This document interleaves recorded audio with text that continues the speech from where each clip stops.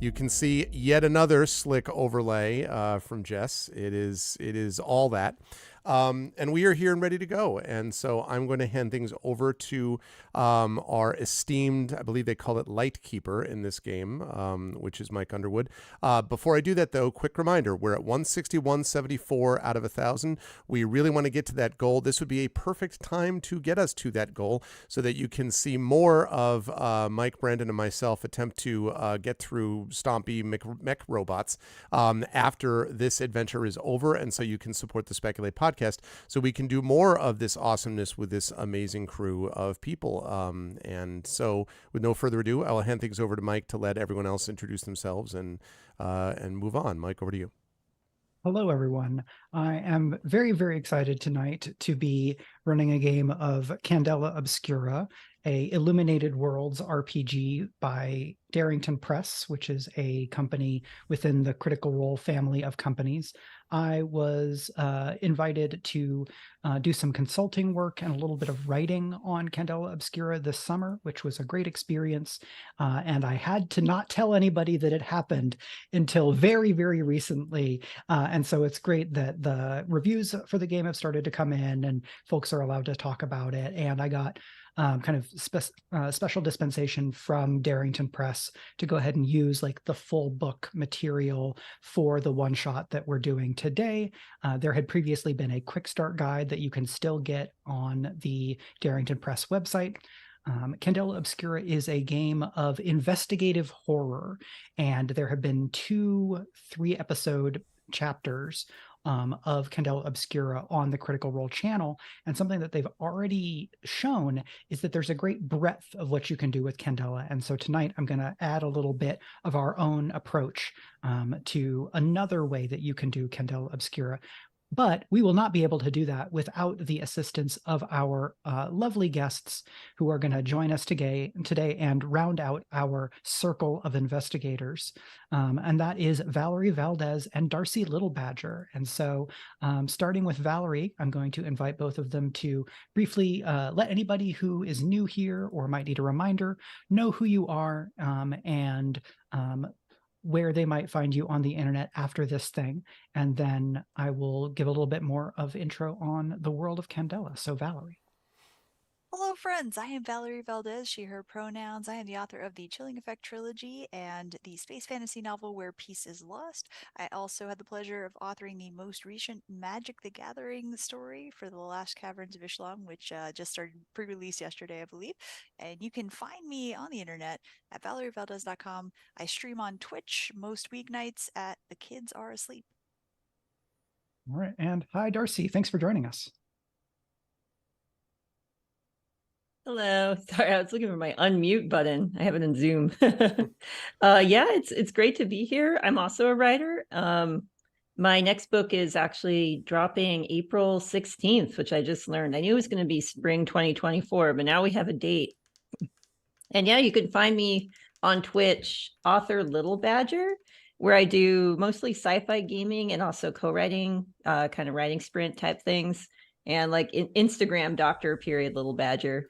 And if you hear snoring during the game, it's because this little gremlin is on my lap. So I swear it's not me. She's been sleeping and she sometimes snores. So you have there is a mascot for our circle of investigators today. What an honor. Hello, tiny friend.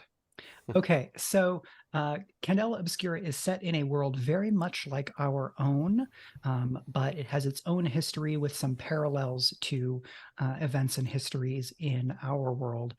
The events of Candela Obscura take place in a city called Newfair, which is a part of the nation of Hale, which kind of is probably most closely paralleled to kind of Victorian through 1920s England. But there's there's a bunch of different cultural influences, and we're going to play this setting as being pretty multicultural and not like closing off any opportunities here.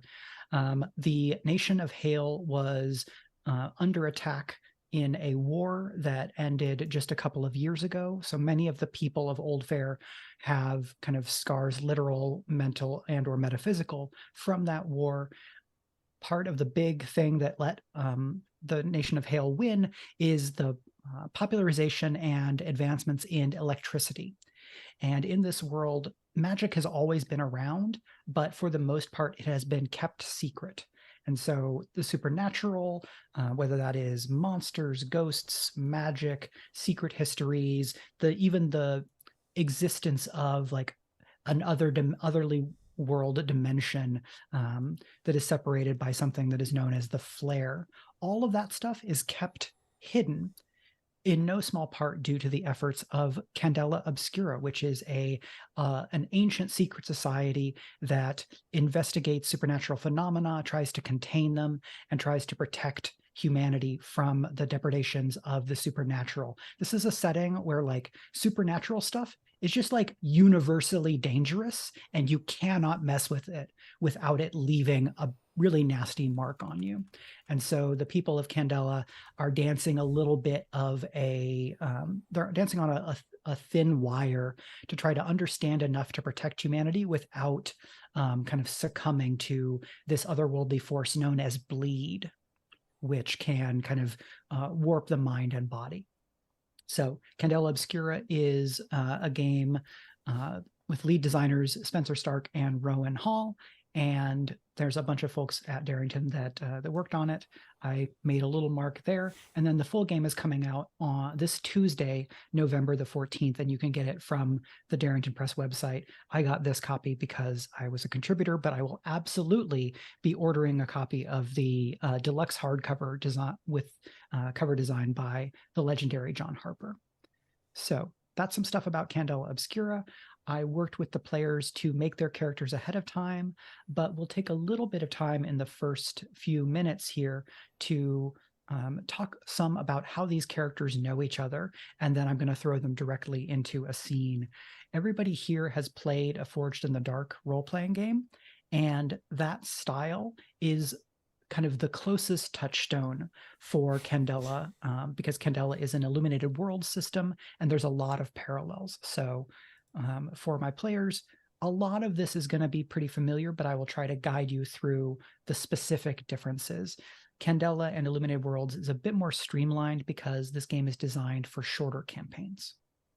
So we have 4 investigators, and we've talked a little bit about some relationships, but I think what makes sense now is to have everybody just give us a brief introduction to your investigator, their name, pronouns, what role and specialization they're using, and then, maybe just couple 3 sentences about who they are, what their vibe is, maybe a little bit about their look.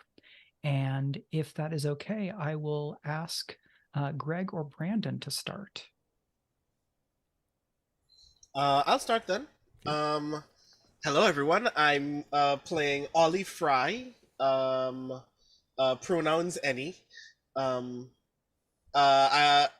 is in the face role as the journalist specialty. And Ollie joined Candela because they saw what goes bump in the night and wants people to go back to sleep as if it never happened, because that shit is really scary and messes with your brain when you think about it all the time.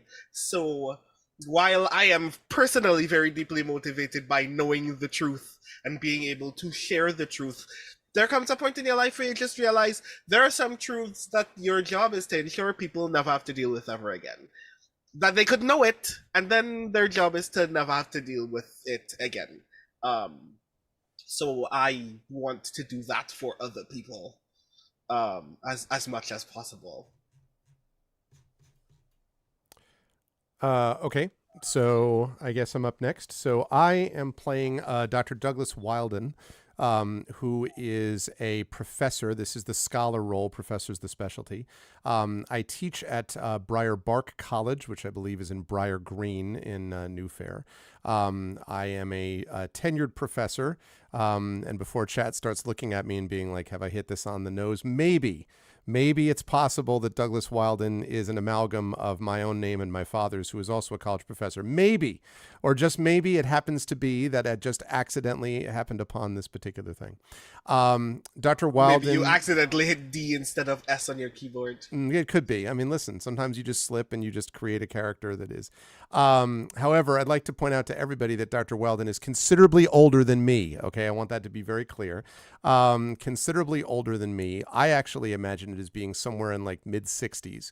Dr. Wilden is the classic Amherst College style professor. If you can imagine a lot of tweed jackets, this is in look. If you can imagine tweed jackets and elbow patches and the sort of what do they call it? The deer hunter cap in all seasons, including the summer for no reason at all, right? That sort of thing. But the reason that I came to Candela is because actually of some stories that I worked with Ollie, because Ollie, as the journalist, is someone that often spoke to me as an expert in the field of the unknown and the supernatural and the uncertain. A lot of my research is on the liminal spaces in between where we are and where the dead are. And so I had a chance to get a lot of this information from Ollie. And right about the time that Ollie decided there's some things that people should not know because of this, I came to a similar conclusion, in part because of the loss of a couple of students whom I had urged to go and seek out the truth, because I had, this belief about what academia could do. And when they didn't survive and they didn't come back, I realized that there were limits to that approach, and that if I was going to actually teach students that I thought I had cared about for 3 decades, that I had better do what I could to actually keep them and their families alive. And so I turned my knowledge and attention to the battling of these supernatural forces while still maintaining the professoriate at the university. When I start actually speaking in the voice, it'll be much older than the voice that I'm using now. I will say that Dr. Wilden comes across very much as sort of a little bit of a blowhard, someone who speaks a lot using academic jargon and stuff like that. But much of that, especially lately, has been a cover. In any kind of combat situation, I'd ask you to think about Dorian Gray from the League of Extraordinary Gentlemen and give you that as a touchstone, because he's actually not bad when it comes to those situations. Last point, I think I probably know both Valerie's character and Darcie's character, and I think it's conceivable that one or the other of them might have been a student of mine in the distant past, but that's up to them whether they want that to be the case. If not, totally fine. Regardless, I think I would have known them by reputation, if nothing else. That's me. Okay. Yeah, Darcie, if you want to tell us a little bit about your All character. right. So my character is Jody Lamora, which is a name I did not randomly generate. I might have, the surname anyway. I like the name Jody. And she's started out as a mountain climber, cave explorer type individual who would lead little expeditions for people who weren't as experienced as her. And along the way, she encountered some very odd petroglyphs that turned out to be supernatural, and that kind of introduced her to this world of supernatural things, and also made her interested in helping people explore these difficult to access spaces that might nevertheless contain dangerous or interesting supernatural anything, artifacts, petroglyphs, organisms, monster, whatever the case may be. Her main focus is getting people there safely and getting them back safely. And so that's one way she probably knows a lot of people, just by being a guide in wild environments. Okay, great. And last but not least, Valerie, go ahead. Hello, so I am going to be playing Flora Tavira. She is weird in many ways, and her specialization is the occultist. She's actually a stenographer, a typist. This is around when, in our world, the typewriters would have become more commonly used, and so she's part of that kind of movement.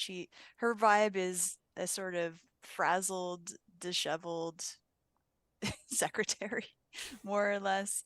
Think kind of like the suffragettes, but also maybe a little Mary Poppins in there.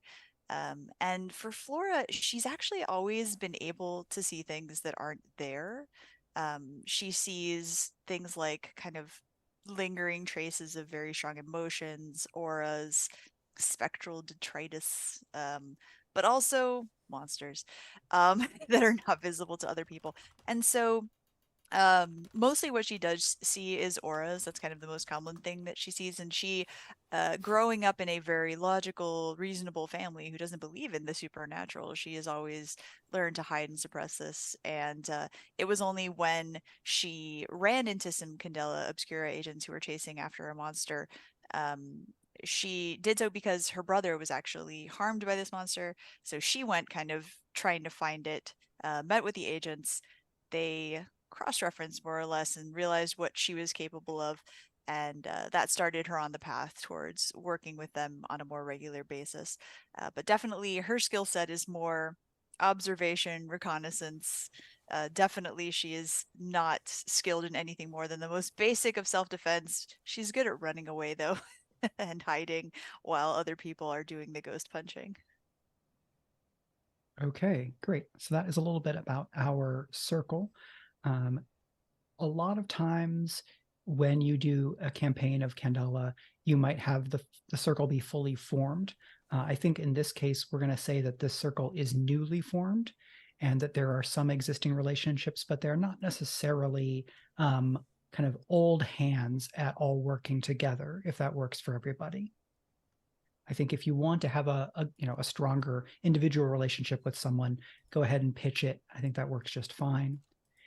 And we are going to open in a somewhat peculiar neighborhood within the city of Newfair, a place called South Soffit. And Oldfaire is a place that people talk about. This is kind of an equivalent to like an ancient Greece, ancient Rome. There are ruins that remain of Oldfaire, and one of the most famous that the people of Newfair might see on a given day is a huge arch, a broad archway that kind of depicts the skeleton of the remains of an old building or set of buildings, or perhaps some kind of like overpass. And the architecture here is stable enough that on the top of this great arch is a rich gated neighborhood known as the Eaves. But beneath that is South Soffit. And in South Soffit, there's a little bit of an inversion where the richest live on the ground level where it's stable. And then there are 3 or 4 more layers, depending on how you count, of scaffolding and rickety bridges and exposed electrical wires, as people have found space that they can try to make a living in. And for many of them, this is the only place that they can go. And so South Soffit is interestingly juxtaposed right next to a rich neighborhood. But as you go up kind of into this kind of contained roof of this great archway, you have the accumulation of smoke and smog. You have ever more dangerous kind of alleyways and pathways to travel around, but people live there. There are businesses, and people kind of come up and down within South Soffit freely. But getting up into the eaves, for that you need papers. And we're going to join our circle on not the lowest level, but the first of the elevated levels of South Soffit.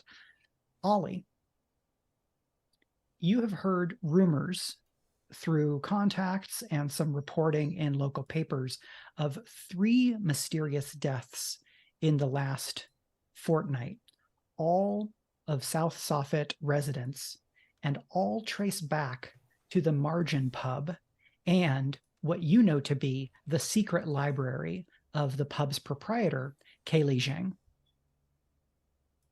And so not only is there a story here, but there's clearly something bigger happening. And which hat it is that you are wearing more or less in chasing that down, I leave to you. But this is clearly Candela Obscura business. And so you have the others with you. This first layer is pretty decently put together. You know, the kind of steel and wood bridges tend to have like guardrails with them that are, you know, they're made of rope. So it's not nothing. And there are messengers coming and going. And the Margin Pub has a surprisingly affordable wine selection.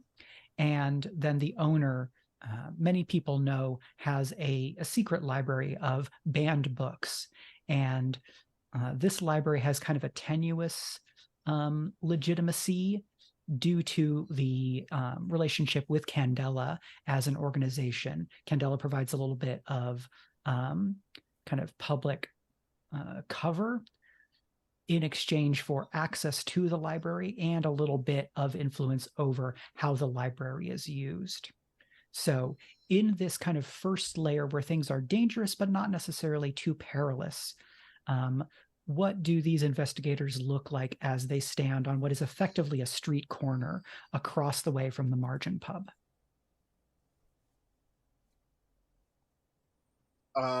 So I just came from work, from my quote-unquote day job at the Daily Register, which is the local newspaper. And that's more or less going to be my cover anyway, which is like why I didn't, like, I'm probably not gonna make a lot of noise about the fact that I'm an agent of Candela Obscura, because that might make people feel like a bad thing is happening, that the rumors that they heard are true, and maybe they should be worried about their neighbors. And I'd like for that not to be the case. So I'm wearing a newsboy cap, a tan shirt, khaki trousers with suspenders, brown loafers, trying to look like I'm trying to obviously draw the kind of attention someone draws when they want to be considered inconspicuous by people who have no idea what's going on, but specifically draw the attention of someone who's like, this person is here to ask me a question.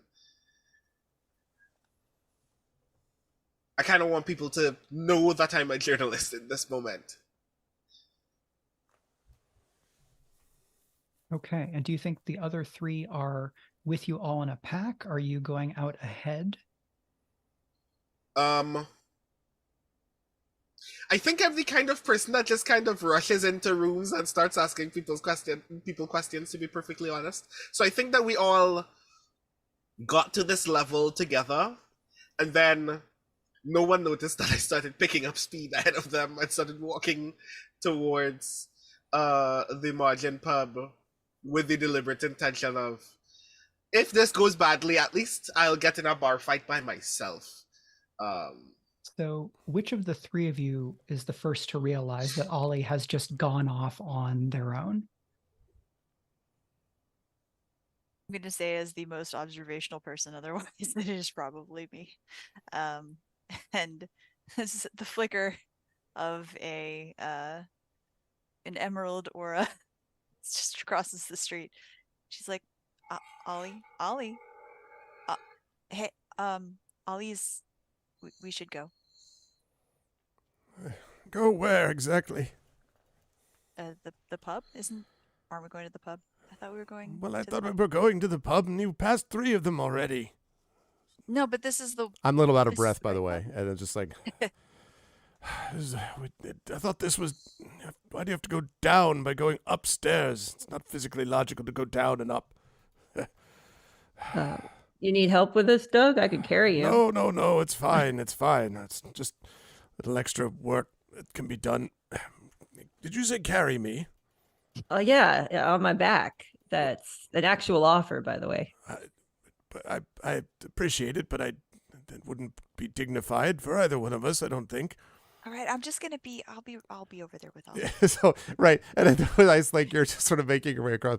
Oh right, yes, across to the pub. Why is Ollie in such a all-fired hurry? And I start, to the extent I can, hurrying across.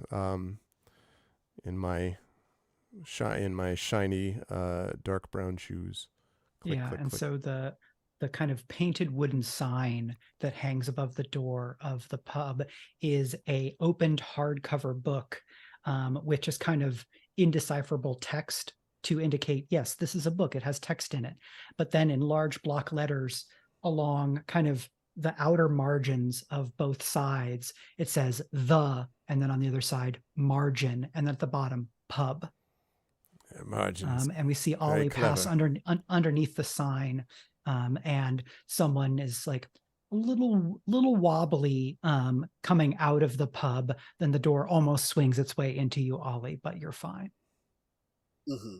Like as the door is still open, I just kind of slide behind this guy through the open door into the pub. And I go straight to the bar and I go, I'll take a ginger ale. It's kind of too early in the day, I imagine.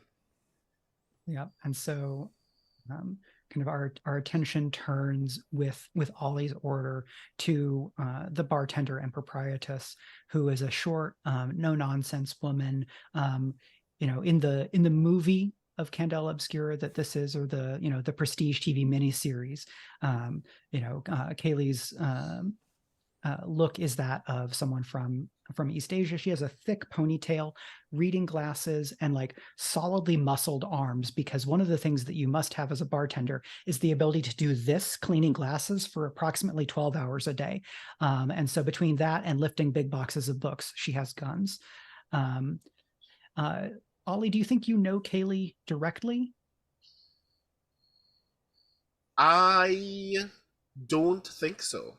All right. And so she looks up and says, sure thing, hon. What brings you up? Brings you up this level today? Well, firstly, I'm thirsty. It's a good reason. But second, I heard some really fascinating things about this space. To be fair, not all of them seem to be 100% good news, but I heard that 3 people met some kind of sour ends coming out of here. We got a great wide wine selection, really the jewel of South Soffit. Now, if you are a connoisseur, I can certainly take you to our private selection off in the side room, if you have any inquiries that you'd like to make about what we have available, maybe as something for your second drink, or we also do some catering. I imagine we've arrived at this point. By the way, is it crowded in the pub? Yeah, it's kind of getting into late afternoon, and so most of the first shift people have gotten off of work. But this is the type of neighborhood where people are actively working all of the shifts, so it's maybe not as busy as it might be down in like a university district. Gotcha. Okay. Mm-hmm. All right. So we come up alongside, and I guess probably maybe just in time to hear the secret, whatever the other collection. Catering. That sounds promising, but we were hoping to have some drinks here. You've spoken, Ollie, already to this fine person? I'll have let's see. And I kind of, my eyes narrow. I start gesturing wildly to Douglas. What? And I go, yes, I'd love to see more of your secret selection. Perhaps we can come into your private cellar and see them for ourselves? Private cellar, very good. Certainly. Hey Vic, can you watch the bar? And then she kind of comes out from the side of the bar, pushes a thing up so that she can walk through instead of having to duck under, and then pulls back a curtain, revealing a door, pulls out some keys, opens the door, kind of checks the almost like sight lines, and then kind of steps back and waves you in. There's actually a second velvet curtain inside the door. And she says, watch your step. The stairs come quickly. I think I'm going to comment to Flora how amusing it'd be if this is actually wine. Could go for a glass, I guess. Right. What So time is it? It's like like just it's the 5:30. middle of the hour. Yeah, like it's so dreadfully early for wine. Uh, but I guess this is the kind of place where people would treat themselves poorly in the middle of the afternoon, perhaps. Poorly. It's 5 o'clock somewhere. And I kind of like pat him on the shoulder and look through. I sort of peer through the velvet curtain. I'm not going to go first. I'll let other people go first if they want. But I just sort of like peer through. Do I see like stairs, like precipitous, like ridiculous angle? Like I think it's like short slice stairs that do a 180 switchback almost immediately. oh, And the kind of the ceiling is fairly low, but there is it's not like a smooth railing, but there's like pipe and then an angle and then a pipe and then an angle, and that's all like bolted into the walls. So you do have a handrail that you can follow down, and so we can follow the four of you and Kaylee. As you go down, there are some wine racks, but when you get to the bottom, it opens up into a really nicely appointed room with several layers of thick rugs, a couple of nice sitting chairs, and 2 walls of wine and 2 walls of fairly interesting looking books, lots of varied sizes and formats and colors and languages on the spines. oh, I beeline for that. Like, my head in its practiced way of many years is already tilting to read the spine this way, right? So you can actually see. Fascinating. Oh, need to be careful. It's humid down here, So the door above closes, and then there are quick but surprisingly nimble and not noisy steps following you down. Oh. Discretion is very much appreciated in this establishment because, well, if you know to ask, you probably know that if the periphery were to come around and know that I had this special selection, then we'd all be poorer for it. Fair, but then it should stand similarly to reason that when 3 people die or nearly die leaving your establishment, people are going to ask questions anyway. And they're going to do it kicking down doors. That's a fair point. And you are asking on behalf of... Candela Obscura has a pin or a symbol of some kind, surely. I take it out of my pocket very briefly and then slip it right back in. I see. Well, I suppose it's better that you're here than the periphery or the ascendancy. Yeah. Take a seat. I'll actually open a bottle of wine.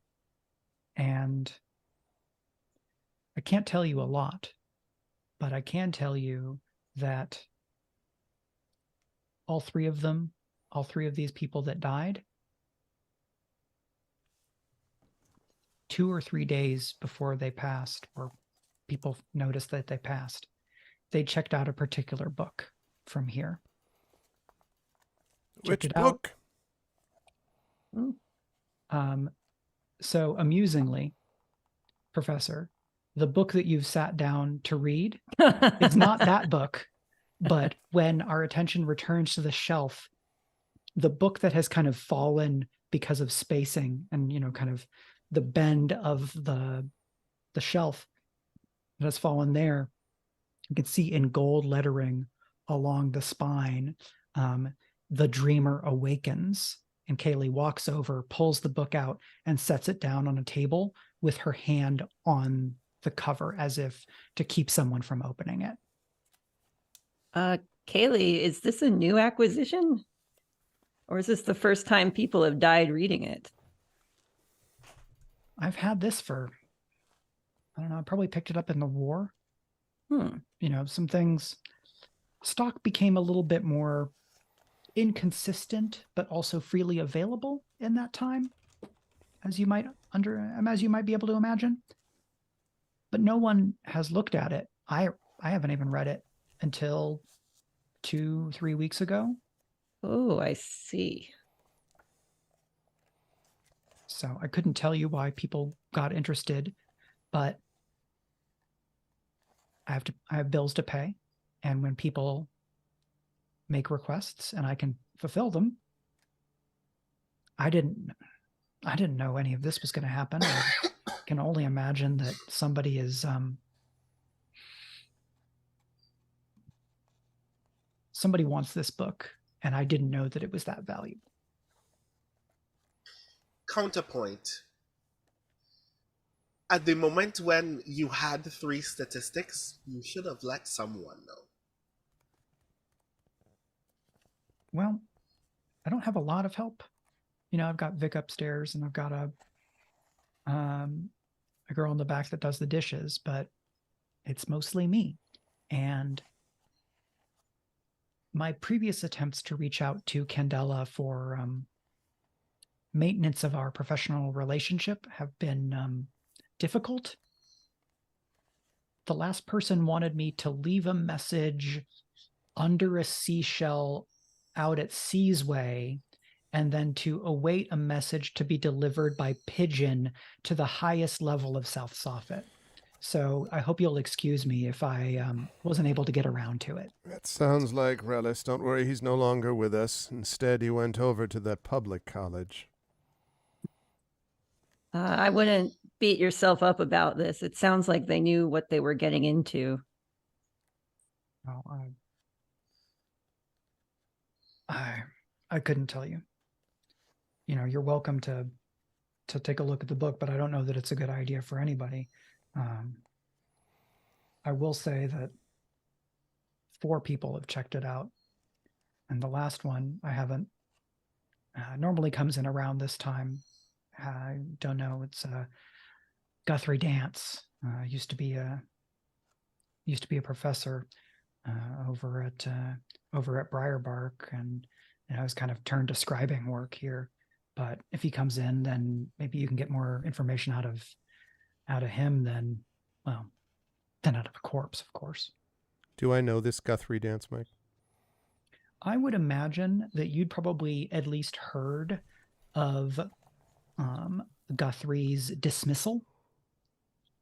Guthrie collected accounts from the recent war that connected to Oldfaire in history, and asserted at a symposium that the forces that brought down the old empire are returning, as there have been sightings of familiar figures and folkloric creatures during the war, which of course all of the reputable scholars associate with this emerging phenomenon that people talk about as shell shock. Whether you know Guthrie more, I leave up to you.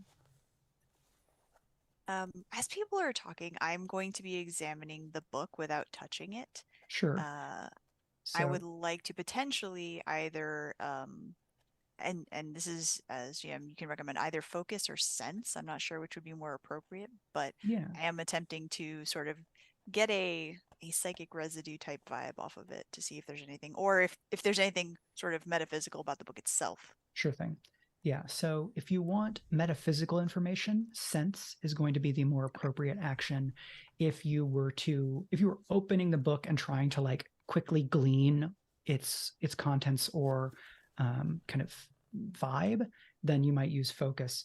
But I'm going to ask that you go ahead and roll sense here, because there is going to be something for you to learn. I will tip my hat here. I will tip my hand. In a lot of Forge in the Dark games, the player says, I'm rolling this action.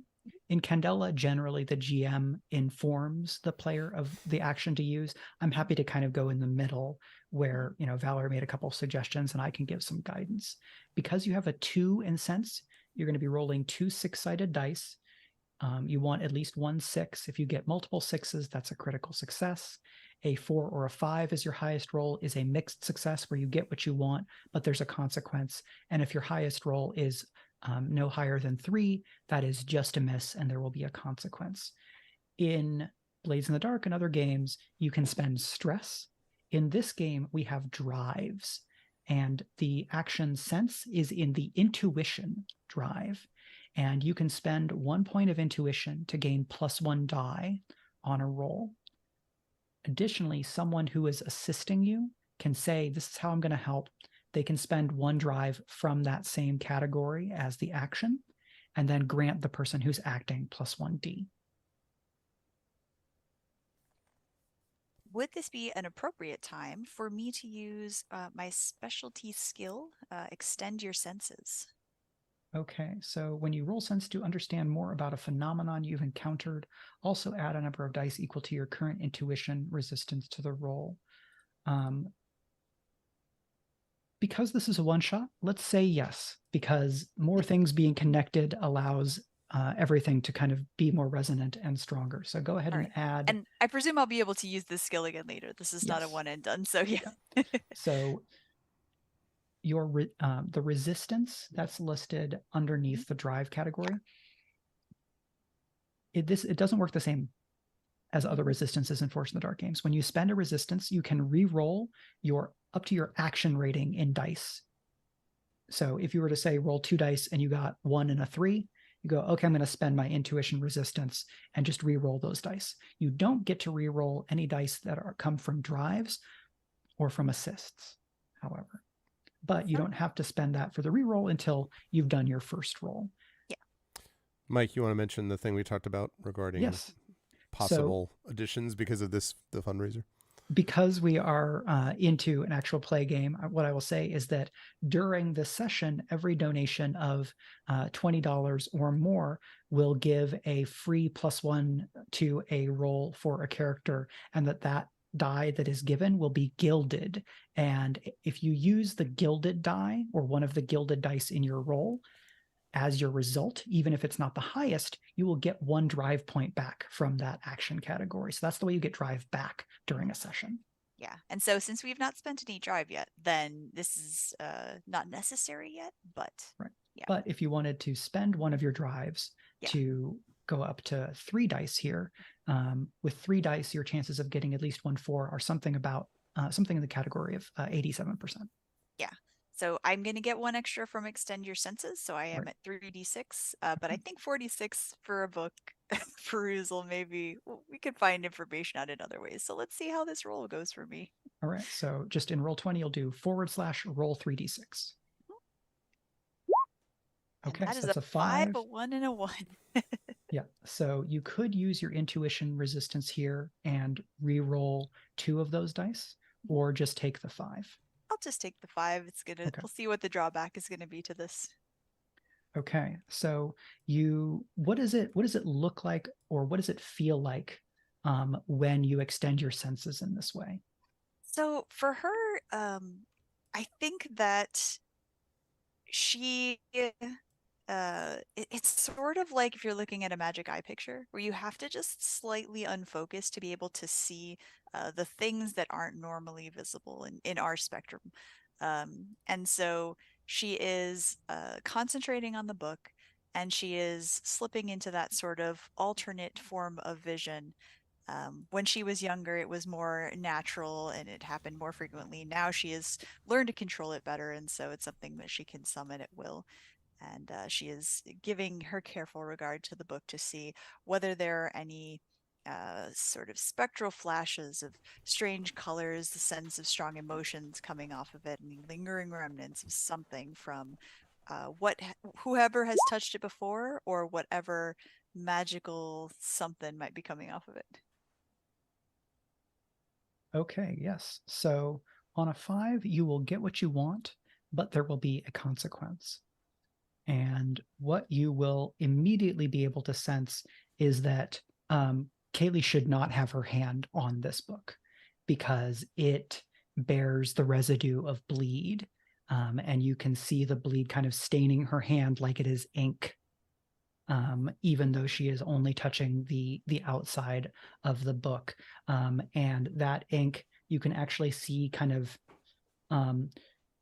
So if you were to like kind of pour some ink on somebody, it would kind of trace a path like a river down their limb following gravity. This is that in reverse, but it's happening very slowly, going up her hand. And not just that, the kind of the aura of the book itself is making the air in this room kind of metaphysically damp in a way that, because you've opened yourself up, you are going to be the first person out beyond Kaylee to receive this information. So I'll tell you one thing more, and then I'm going to ask you to take a mark, which is kind of like harm. Something that you can tell just from the quality and the color of this aura is that it is connected in some way to dreaming and what people kind of in occultism circles talk about the dreaming world. But that proximity alone to the bleed is going to mean that you're going to have to take one mark to bleed on Flora. But here's the upside. Valerie, tell us what Let Them In does. All right, so Let Them In is a weird skill. Whenever you take one or more bleed marks, you also gain additional information about the phenomenon that harmed you. Ask the GM a question about the source of the bleed. So I am marking one bleed on my sheet here. And so let's see, what question do I want to ask you about the source of the bleed?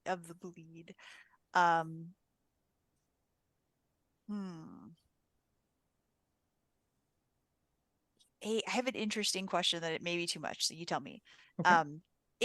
Is the source within the book itself, or is the book a conduit for something else that is existing elsewhere? That's a very good question, and so I will give you the answer. What you can tell from the kind of the bleed signature of this book is that within it is some incantation or some ritual that creates effectively a spiritual beacon that draws a creature to come and collect. Oh, all right then. And So so the thing that I do now with this information is I gently remove Kaylee's hand from the book and I say, I think you should not touch that. And do we have, does Candela Obscura have policies and procedures for containment of contaminated items such as this? So you do in fact have, every member of Candela Obscura has access to specific tools that the organization provides. The most appropriate one here would be a bleed containment vial. Now, what exactly that looks like and how big of a vial it is, this can be determined in the moment. But what I'll say for everyone's knowledge is that during an assignment, you can have up to 3 items of gear, but you don't have to pick what they are until you use each one of them, right? So Flora, in this moment, you could say, well, I draw out my bleed containment vial, and you check the box there, and you would still have 2 more choices of gear that you could make over the course of the assignment. So what does your bleed containment vial or bleed containment device look like? Let's see. I think that for her, because I'm trying to think of like, it shouldn't be something that literally splashes, and that seems like kind of an inappropriate thing to use for a book. So I will say that it is a it's a like a lead lined container. It is about the size of a book.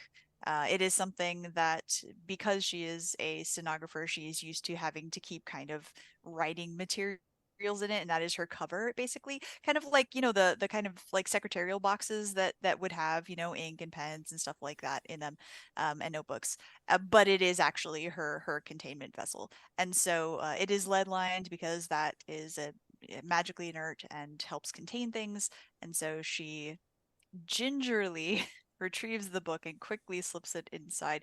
She is wearing gloves, by the way, because while they are not impermeable, they are at least a barrier. Yeah, and I think the part of that bleed mark that you're taking might be that you reached out to Kaylee and that you're briefly handling the book, and we can abstract that a little bit.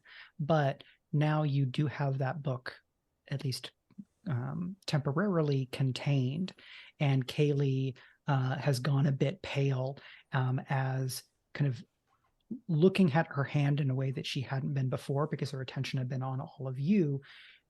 She is kind of fascinated and you might think horrified by what appear to be like a new set of veins in black that are tracing up her arm. And so this never... Go wash it with salt water as soon as you can. It won't fix it, but it will keep it from spreading. What are you going to do with this? We're going to take care of it. Yeah, so salt water, you said.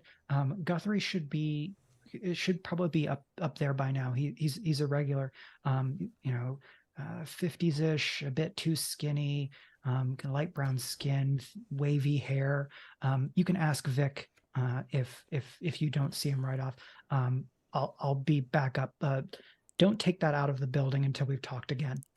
When you're way up, I found these two others. Would you mind if I took there's this one, and there's also this one, and can I just take this with me? These don't have to be contained. It's fine. Both of these. I'll put that on Candela's tab. You're welcome to take those. And it's right. like not even looking at you. All right. And goes up the stairs ahead of you, kind of pulling her, like she's unrolled the sleeve and has pulled it up to hide what is showing on her arm, leaving you alone in the library. Well, I suppose that corruption's contained, except we don't know anyone else that may have been affected by it who's still corrupting others. It's not a good sign. There's something in the book. It's an incantation, some sort of summoning ritual. We have to figure out what it's attracting and how, but perhaps Ollie can pull that information out of Guthrie upstairs. Guthrie's a good fellow, Should never have been let go. The dean is a buffoon. Doesn't surprise me he didn't understand it. But Guthrie probably was right. He was right even before I knew more about all this business than I do now. But still, he's stubborn. A few of us can be on occasion. Not me. Of course, flexibility is my middle name, but for someone like Guthrie, he might be sort of determined to hold on to his beliefs, if you understand. Well, I hope he took more precautions than the other three. If I know Guthrie, he probably did. He's already lost the most important thing anyone can, a tenure-track position. After that, he'd be more careful about where he walks. I guess we'll find out.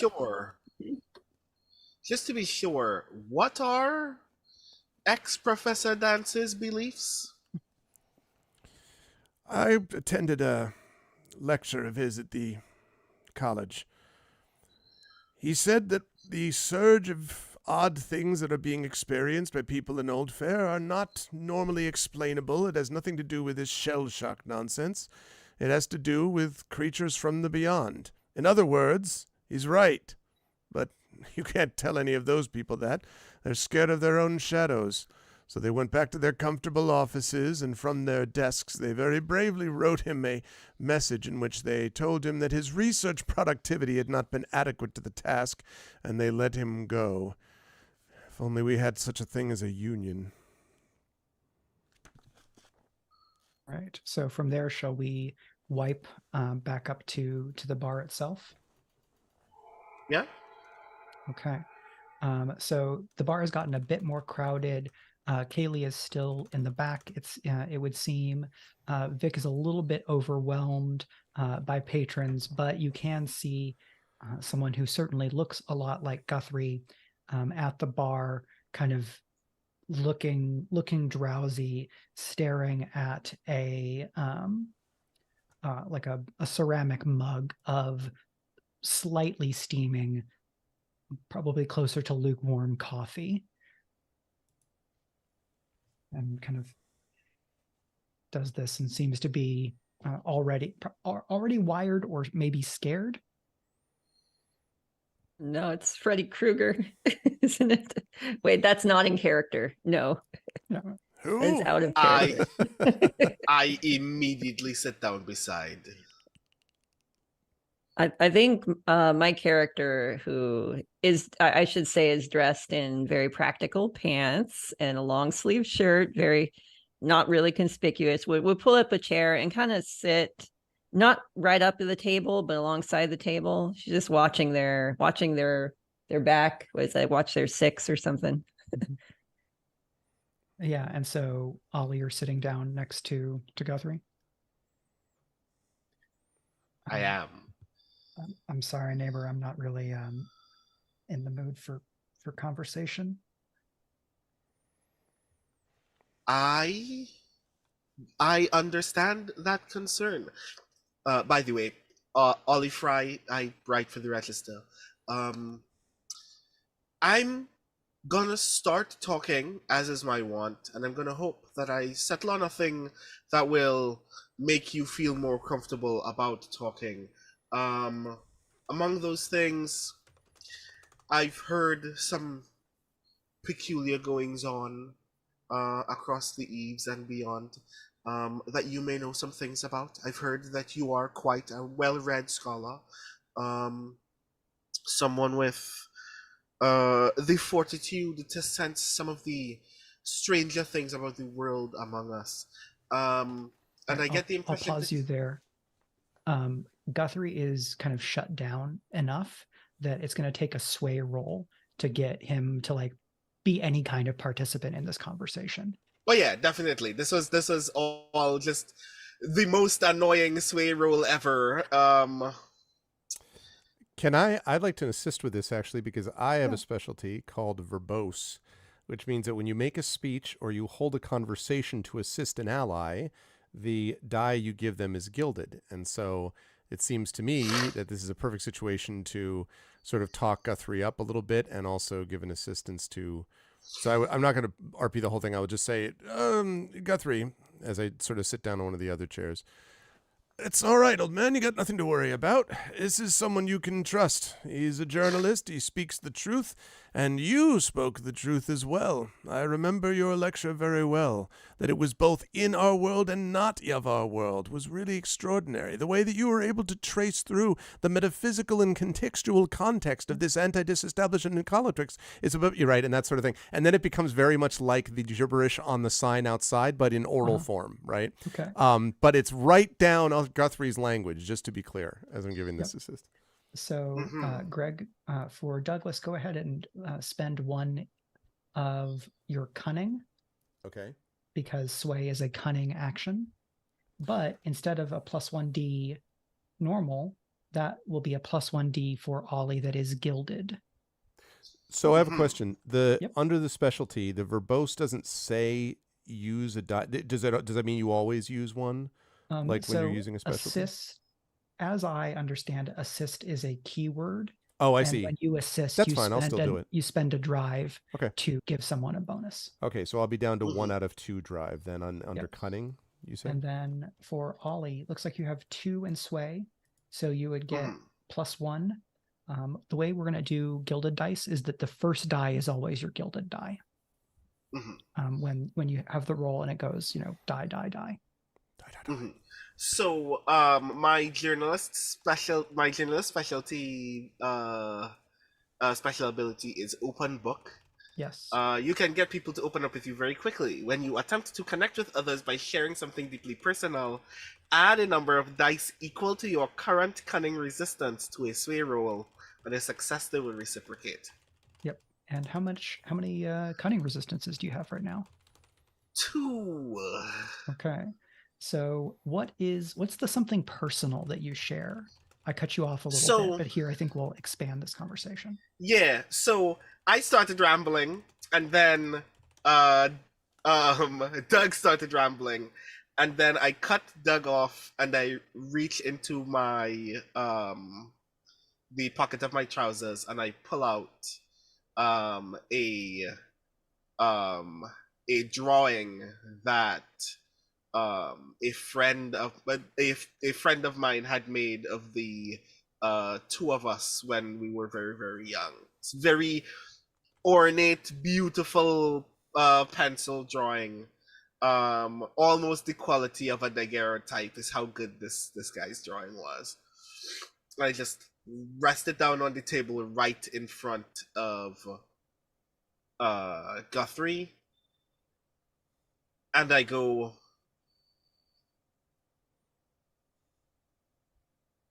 I've seen what the dark can do.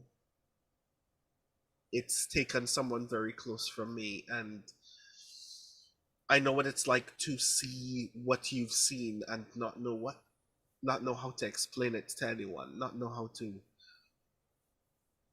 justify it. Okay, great. So you've got 2 from Sway, 1 gilded from the professor, and then you're going to get +2. So that it looks like is going to be a 5-die roll. 5d6. Yeah. Fantastic. Get in this convo.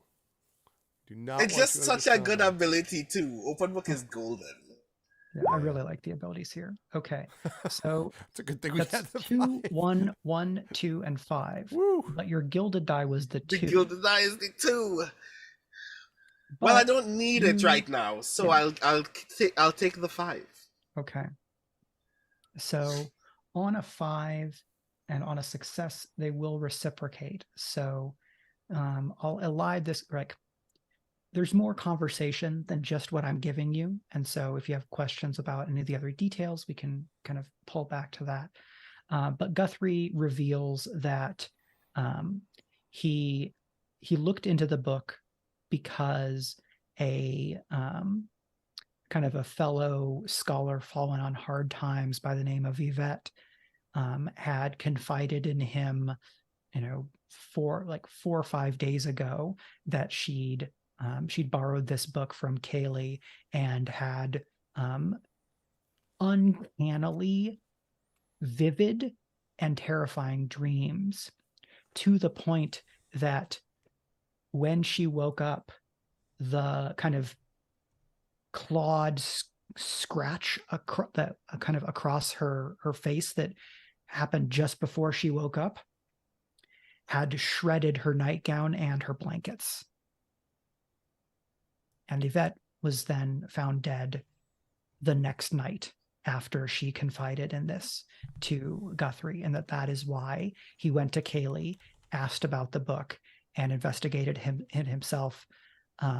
He very quickly found that it was beyond his kind of the depth of his knowledge, and suspected that there was more going on, but didn't have anyone he thought he could go to that would believe what has been happening. And so he's very kind of relieved to have your assistance here. But even as he's doing this, you can tell that he is some level of sleep deprived. And the consequence I'm going to manifest here is that, this is kind of an England equivalent. And so a lot of the beer is served room temperature. The coffee was slightly steaming. And what the more perceptive of you would notice is that a draft comes in, even though there are no windows open. Nearby mugs go frosty, and the steam vanishes from Guthrie's Guthrie's coffee mug. And I would say, Flora, you at least are getting like incoming danger bad vibes.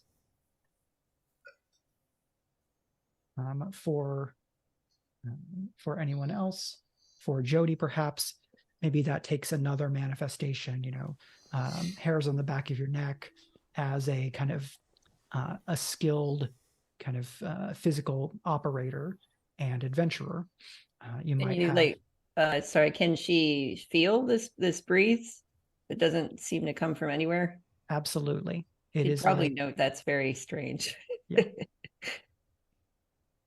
And so you experience that kind of as Guthrie is reading you all in on what has happened, while the kind of wall of noise around you kind of gives you a little bit of privacy, strangely, because it's all too loud for anybody to be able to pick out.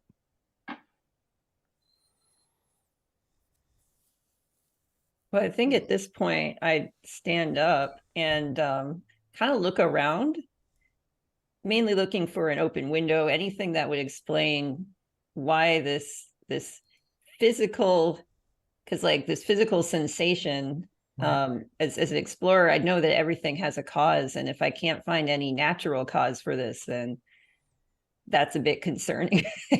Yeah, and so you look around trying to find the source of this this wind.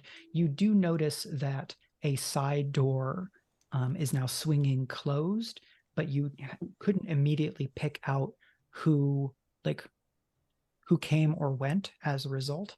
But then I'm going to invite you to make a roll. This is probably going to be a survey if you're looking for more information about that, which I would invite you to do so. Good. Survey dice 2. So that's a 2d6. 2d6. Yep. D6. All right, let's go see if we get it. Well, forgot roll. Yeah, so you should be able to do great. Okay, so on a 5, you will see a fairly short person with pale light skin, kind of shaved head, or you can see kind of the edges of shaved hair under like a newsboy cap, and like the most distinct thing about this person is like wingtip eyeliner, but the way things are arranged, when you kind of stepped a little bit to try to look around, you've ended up on the opposite side of the bar from where this person is coming in, and you notice as this person kind of quite deftly, for how large it is, pulls the bleed containment kind of box out of Flora's coat or bag or whatever it is, and then bolts off. Like as soon as it's in their hand, this person is off like a shot. But you've seen them in time that you can give chase. Yeah, I guess I'm gonna do that while Hey! probably shouting, "That's not yours." Where are you going? All right. So yeah, that's Jody out the door like a shot. The three of you notice that. You immediately can realize, Flora, that that kind of bundle is no longer with you, but you did not notice with any of your senses that this was coming, either because your attention was elsewhere, or maybe this person is just that good. Let's say I was really focused on Guthrie because I was trying to get a read on him, so yeah. Sure. So this is going to move pretty quickly, so I think we're going to go outside immediately to Jody, and then the 3 others in the circle will be able to follow shortly after. So Jody, you realize very quickly, coming out the door and following this person, that they know this neighborhood extremely well, and that they are small enough that it's going to be easy for them to go through places that you cannot follow. So I'm curious, how is it that you want to pursue them here? That's a problem. And her main thing is that she needs to catch them quickly, or they're definitely going to give her the slip. Yep. Because, if you don't know the terrain, there's only so much you can do. Absolutely. So her main goal right now is just to sprint with as much speed that she can hopefully catch up with them before they're too far gone. Sure thing. Okay, no, I'm not talking to you. So this is definitely going to be a move roll. You have 2 in move, Okay. and it is gilded. Okay. And you have 6 drive in nerve. So if you wanted to spend a couple of that to get bonus dice, you absolutely can. The maximum die pool in Candela Obscura is 6 dice. So you can't get to having more than 6 dice for a roll, but you can spend as many drive on a roll as you would want to with that cap in mind. And so with the gilded dice, just to reiterate, that gives you back a drive if it's successful. So the gilded die is always going to be the first one in the set that we look at. If you use that die as your result, you can get 1 back in the drive that corresponds to the action. So in this case, nerve. But if that gilded die is not the highest, you're doing a little bit of a sacrifice to get that drive back.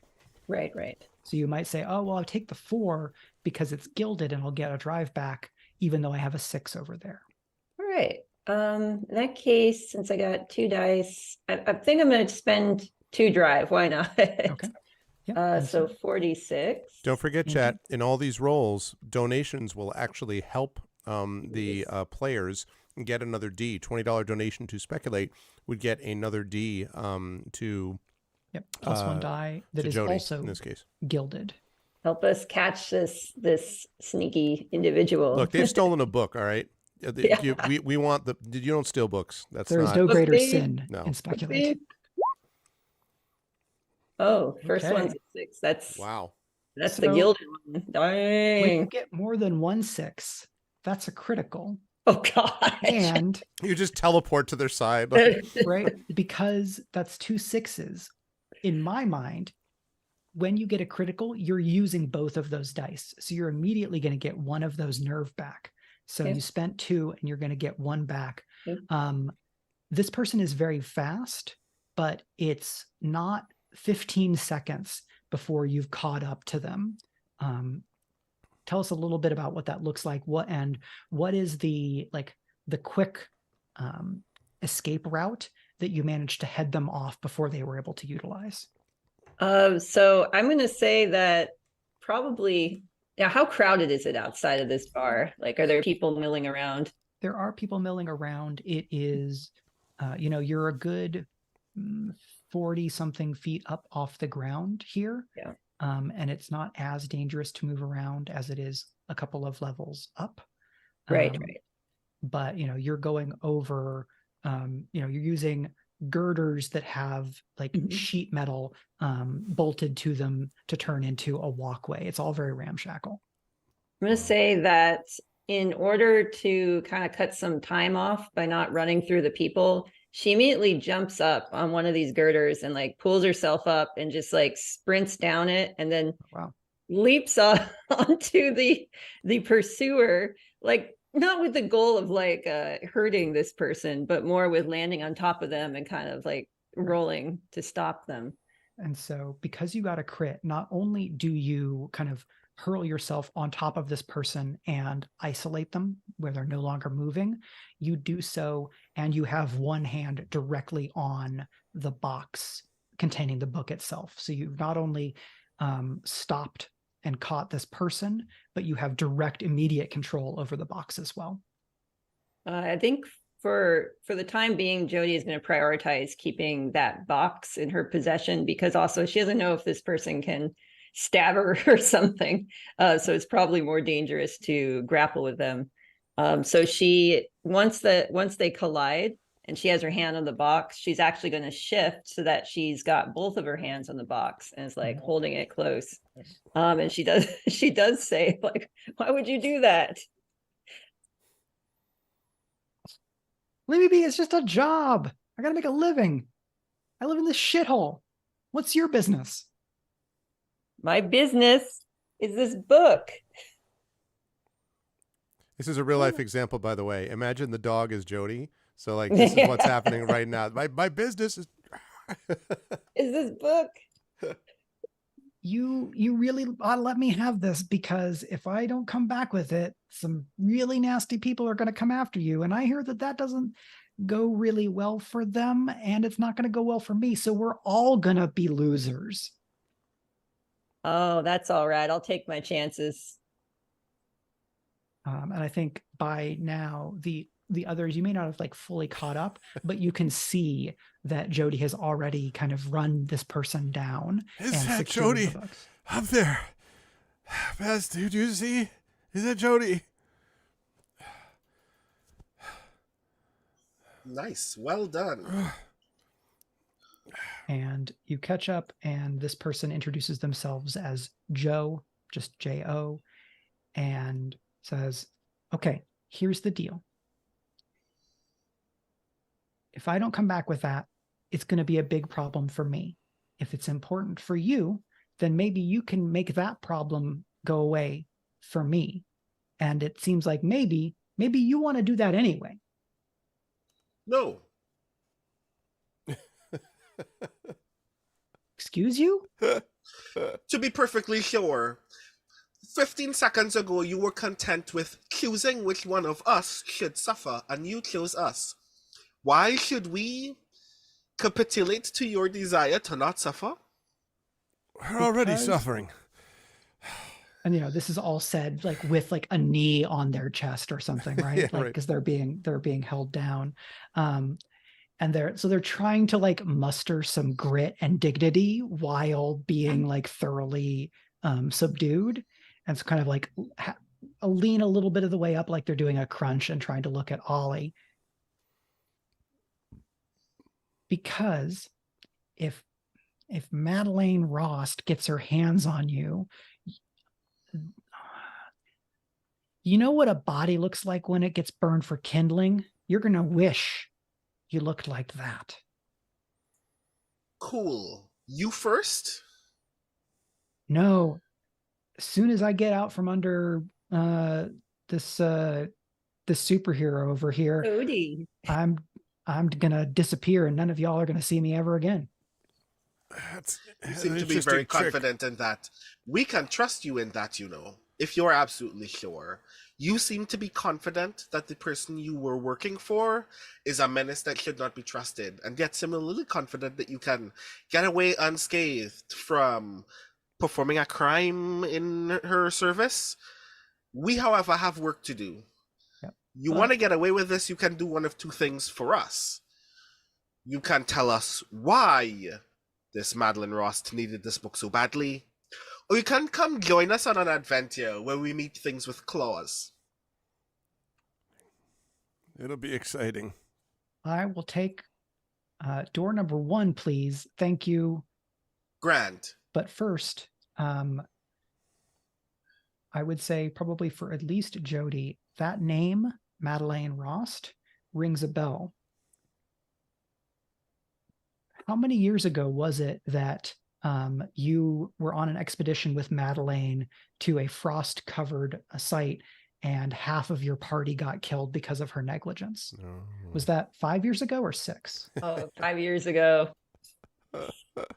Never a good time. And how did you and Madeleine leave terms at the end of that expedition? If it was her negligence that directly caused the deaths of her party, I would say it was not good terms. I would not leave her to die in the mountain, but I was very frosty towards her on the way down, and will no longer work with Madeleine or her associates. And so, that Madeleine is kind of her reputation is like lady adventurer, right? She's an heiress. She married early, and her spouse died of what some people say are mysterious circumstances, but honestly was probably just heart failure. And then has just applied a bunch of money and her interest into various oddities around Hale and beyond. I think at that point I'd be like, oh yeah, Madeleine. I think you might be right about her. Not someone you want to get involved with, but it seems like we don't have much of a choice now, do we? You've got more of a choice than I do. This is only the 4th job I've done for her. She tells me to go and get things. She pays really well. I can afford medicine for the kids that I'm taking care of and for myself. Whether Joe is lying about that part, a little bit iffy, but they spin a good yarn. But we'll then continue and say, here's the deal. If you forget that I was ever a part of any of this, I'll tell you where you need to go to follow the path to get down to the scary place where she is trying to get into some weird old building. And you can deal with it, and I can stop stealing from people, or stop stealing from interesting people. I will steal from very boring people. Or you could stop stealing from people. Let's stop stealing. Yeah, from but then how am I people. eating? I Stop mean, stealing from people. the people on the block. You I might- have 10 fast fingers and a fast mouth, and that's about it. a fast You can mouth. keep one of those 11. I calculate the math. That means you lose all your fingers. You realize unless you choose. So you're in big trouble. So yeah, this person is going to give you pretty detailed directions. The downside is that they're basically telling you about a hidden passageway that is going to lead down deeper into Oldfaire and ruins. Is there in Candela some context for the equivalent of an insight check? Do we feel like it's trustworthy, or Yeah. Because otherwise I was going to say, actually, why don't you bring us to this place and then you can leave after you've brought us to the ambush site of your gang or wherever you're bringing us to. So the action read is going to be the one to spot lies, gather motive, and interpret body language. I am definitely doing a read. Can I, in doing that, because you have to do a read. Oh, I guess a drive just increases the D, so you could just do it without having to spend anything to do it on that one. So if you have 0 in an action, you roll 2 dice and take the lower. Okay. But Professor, if you wanted to assist in someone's read, you would just spend a drive from cunning. If several of you are all going in on a read, then multiple people can assist one character in this game instead of basically you do it your own, one assist or a group action. So who has a good read, I guess is the question. I already have 2 dots in read. I also have 2 dots in read, so I'm happy to help because I haven't spent any drive yet. So yeah. So what is Flora attending to and helping kind of get a read on this thief? She is going to try to use her altered sense just to kind of get a read on the aura while Ollie presumably is listening to whatever this person is saying, reading micro expressions, that sort of thing. Yeah. Okay, great. So you can spend 1 from cunning to give +1d over to Ollie. Ollie, did you want to spend any cutting for your own bonuses? I'm spending 1. Okay. So that means you're going to make a read roll at 4d6.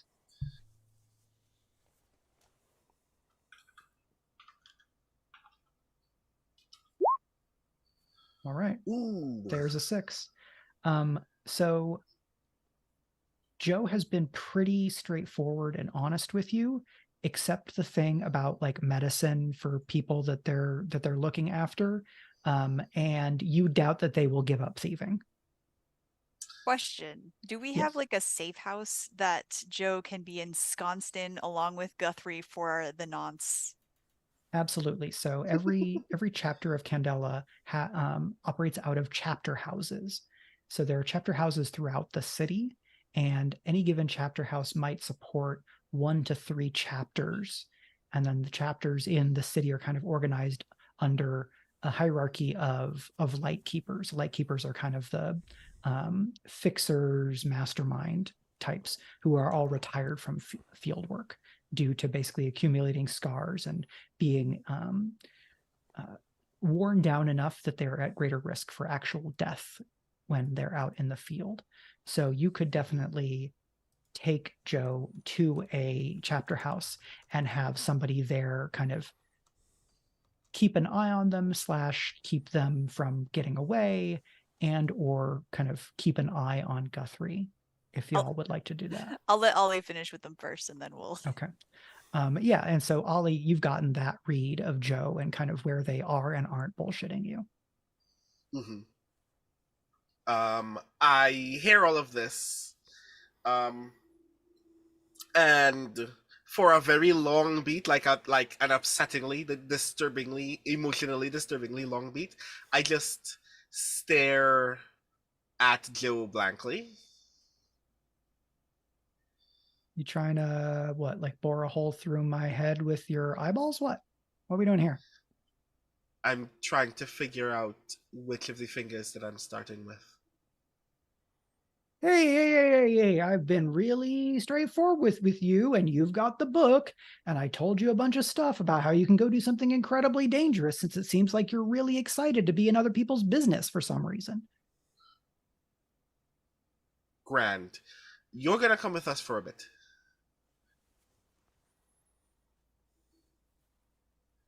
You want it to be safe, right? We have a place where you can be safe. You want to not lose any of your fingers? There's a condition under which you don't lose any fingers. Come with us. I'm just gonna gesture to Jody to like bear hug Joe and bring Joe with us to the chapter house. And so we'll kind of cut away from the scene as Joe kind of mutters under their breath, "It's still better than the fucking periphery." Like being led off and told that they're going to be detained. We could possibly use someone with slight moral ambiguities. Flexibility? Flexibility, flexible morals, and light fingers is something that potentially Candela Obscura. Do you have any second story skills, my friend? Sister, we're on the second story. What do you think I got? And we'll cut away from that scene there. Because we're close to break, rather than taking a break here, I'm going to use the great tradition of serial pulp storytelling, and we're going to cut from there to about an hour in to making your way down into the ruins of Oldfaire. Is there a dotted line that goes that with like an arrow that follows us as we go? A page turns and we see a map. It's like in Dragon Age with like the blood, like yeah. But it's the ink. It's the Indiana Jones thing I was thinking of. That just and so we see the kind of the surface layer map of Oldfaire, and we kind of zoom in on South Soffit, and then as if a transparency is peeled back, we see a layer beneath where there's kind of multi-layer ruins of Oldfaire that all have kind of affectations of Greek and Roman architecture, and we see that that kind of river of ink flow down and around in kind of a 3D model. And then we push in, and the kind of sepia kind of gains color and more color and more color. And we see the four of you looking down where there's kind of basically, you're going to have to climb down a sheer bit of cliff. But what you see below you is a hedge maze. But in the hedge maze is a fairly burly person stomping and kind of wandering about as if they are confused. But they don't have a person's head. Instead, they appear to have like a big wrought iron helm for like a prisoner with great bull horns and kind of what seems to be hot, steamy breath kind of flows through an ox's nose. And as you look close, you don't see where their skin ends and this iron bull's helm begins. And their head starts to turn up toward you. But we will go to commercial before we can establish whether they have seen you. Okay.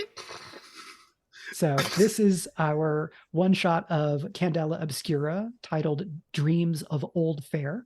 I am delighted to be joined by Valerie Valdes, Darcie Little Badger, and my Speculate co-hosts, Brandon O'Brien and Gregory A. Wilson. I am Mike Underwood, serving as your GM, aka Lightkeeper, and this one shot is in support of our annual fundraiser marathon as we are gathering funds and raising support for what we do in Speculate, which is actual play shows, discussions about TTRPGs, storytelling, and kind of the art therein and their intersections, because all five of us are working professional authors in various forms and media. So you can support this endeavor by going to paypal.me/Mike R. Underwood and sending money to the show, or by becoming a patron at patreon.com/speculate.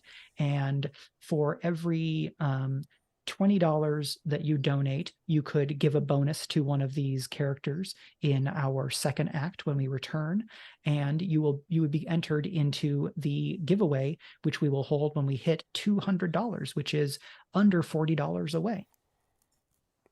Let's make it happen, people. We can do it. Right. So we'll be back in how long? Let's say about 10 minutes. All right, sounds good. 6:30, so we'll be back by 6:40. And in the meantime, by the time we get back, it would be great if we had hit that number already. That would be really great. So please, in the meantime, take a break yourselves, and then let's come back and get ready to see if people saw us or not. I'm sure it'll be fine. We'll be right back.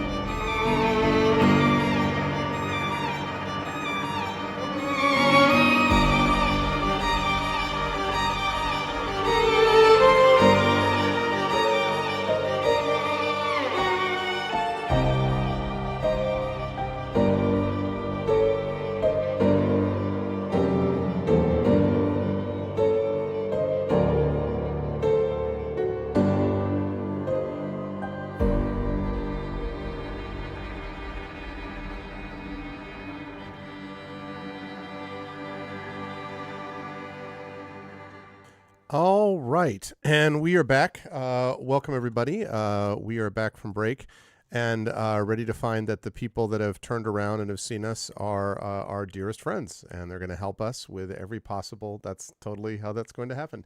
But we are all here in all seriousness for the Speculate fundraiser.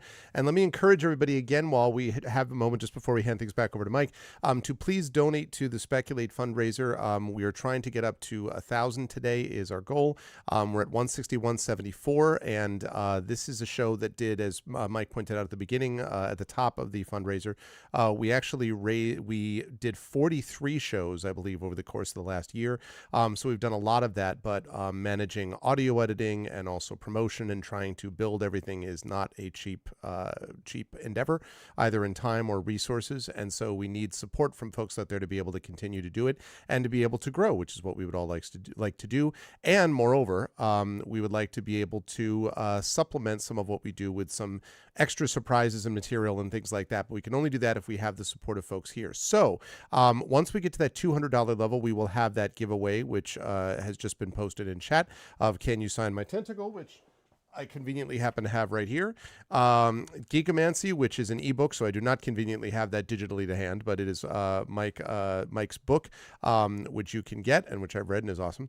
And you can get a code for the strategy game Stellaris from me on Steam. So all of that, once we reach the $200 level, we will have a giveaway, and then the winner of that giveaway will win those three things. So please do support us, and don't forget, every $20 donation means that you can add a die to one of the characters in the course of the game. I did put it to Mike, and it's up to Mike whether or not we want to do this. I did put it to Mike that if you wanted to have shenanigans added so that a complication is added for us, like whatever, I'm shameless. We'll take the hit if we have to.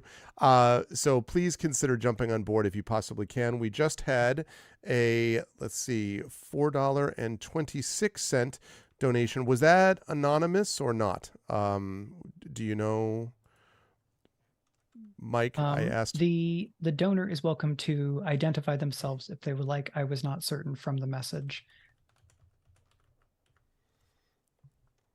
Ooh, that would be lovely. And an ARC of an Advanced Review copy of Darcie's next book when that comes in. That is also really kind and appreciated and would be pretty awesome. So what I will say is that if that a donation of $25 or more, if you and we just win. No, I'm just kidding. If you want to make things more difficult for the investigators, that's different. With a donation of $25 or more, and let me know that you want to cause trouble, I will take a free hard move to make all of these investigators' lives much more difficult, which is basically a major complication or major escalation kind of all at once. That's wow. All right. Well, then let me hand things over to Mike, because I'm sure that's Mike seems all ready and raring to go now. So over to you, Mike. It's like I could have been mean. I could have said for every $10, right? And that's true. That's true. Every $25. So basically, once we hit 200, we're in trouble. That'll be fine, though. That's fine. It's easier to help than to hinder in this regard. Perhaps it would be smarter business to go the other way around, but this is just how I'm rolling right now. So when we last left our investigators headed to intermission, they had learned of a series of mysterious deaths in the neighborhood of South Soffit. They went to speak to the proprietress of a banned library, which was the source of the book. They talked to the proprietress as well as the most recent person to read the book, learning about that person's friend, who was the third person to pass away. They kind of interrogated / interviewed that person, and while their attention was on this person Guthrie, the book itself, which had been contained by the occultist, just trying to remember everybody's names, Flora, that item was lifted directly from her by a thief named Joe, who shot off but was not able to escape the impressive gymnastic athletic movement skills of one Jody Lamora explorer. And then they interrogated Joe and learned that Joe had been hired by one Madeleine Rost, a heiress and lady adventurer who has exposed herself to be quite callous and was attempting to secure the book. Joe then gave them directions deeper into Oldfaire, down to kind of Greek and Roman-esque ruins beneath the city that date back hundreds and hundreds of years, over 1,000 years. They followed those directions, having deposited Joe and Guthrie in a safe house of Candela Obscura, the organization they work for, and we joined them kind of looking down over a sheer cliff face to a hedge maze that was kind of the path forward of why shrubbery like this is able to persist when there is no sunlight here. Hard to say. It's a bit weird. Also, there's a person in there who's like a minotaur in a maze, except they're just a big burly person. And instead of where their head is, there's a big wrought iron helm of a bull's face. And that person is looking around and might be on the verge of noticing our 4 adventurers. And so I will return to them and say, when you see this figure turning their direction toward you, what would you like to do? Is there a dramatic choir and a health bar that appears above the person? Just wanted to make sure. No, you have to get down into the boss arena because then enemies don't follow you in. Oh, right. Yeah, is there a cloud wall that I push on and then it just goes through and then suddenly you hear, ah! Like, yep. Right. Are we being watched by a lot of shades? Like, just yeah, exactly. It's like, oh, well, that's what the brazier right behind us was. That's where we summoned the Spectre. Damn it. You had jolly cooperation. Lies of P, actually very good. Yeah. I watched some Eliza P. It's Dark Souls things are not my type of game, but I admire people who can play them. I like watching people play them. It's pretty impressive. Sorry, way off track. So they're in reality, as a professor, what I would actually do at that point is, well, that's no good then. And I would like duck left or something like hide. See, okay, so this is what happens. So Hilness, who is a wonderful person, has donated $43.21 to the Speculate fundraiser, which is their second donation of the day. Hilness is incredibly generous. But what this also means is that now that we've donated this much, this hard move is happening with this guy that we're looking at. So I just want to be clear. This is not a hard move when, like, you know, Ollie was interrogating my poor professor dude friend. This is the hard move now. So thank you in all seriousness, Hilness. Now we're going to get a chance to do our giveaway. That's very kind of you. But also we're screwed. But thanks to Hilness, not only does this being see you, but is going to charge forward and slam their horned head into the wall, and it's going to cause a landslide. And I'm going to need every one of you who's up there to explain to me with what action or what approach you're taking to not fall a good 40 feet and land painfully right in front of this being. I immediately regret my life's choices, and I'll roll for that. Fun fact, I'm pretty sure the professor is in the same position as I, in that I have very few dice in any nerve actions. Yeah, this is gonna be wild. Would you call this a high stakes roll? I would. Grand. My face ability, Cool Under Pressure, gives me the ability to spend Cunning Drive regardless of the action that I'm taking in a high stakes roll. Right. I will also can take more than one drive, yeah? Oh, absolutely. For our more physically adept members of the group, if you want your action to include protecting a member of your circle, absolutely. Let's just talk it through. It may be difficult to protect both of you, and you might be forced to choose. But back to you, Ollie. What is your approach? Mm-hmm. So, like, the thing that I'm hoping to do essentially with the move roll is like not just maneuver my own body in response to this, but like be a part of like the wave of our bodies falling such that we will still be out of this creature's range whenever we land. So I'm gonna spend 3 drive. Okay. So I can add 3D to my 1D move. Okay. And you are, is this to protect yourself and someone else? I think I'm focusing on the old man because I'm pretty sure Professor Wilden is up the creek, as they would say when it comes to physical maneuvering in this moment. Yeah. Back in my younger days when I was doing rowing for crew, it would have been a different story. That's So 45 years and goal is several essentially hip replacements since. Yeah, the goal is to kind of grab Professor Wilden in a rolling tumble, essentially. So you hear alarming cracking, by the way, as that happens.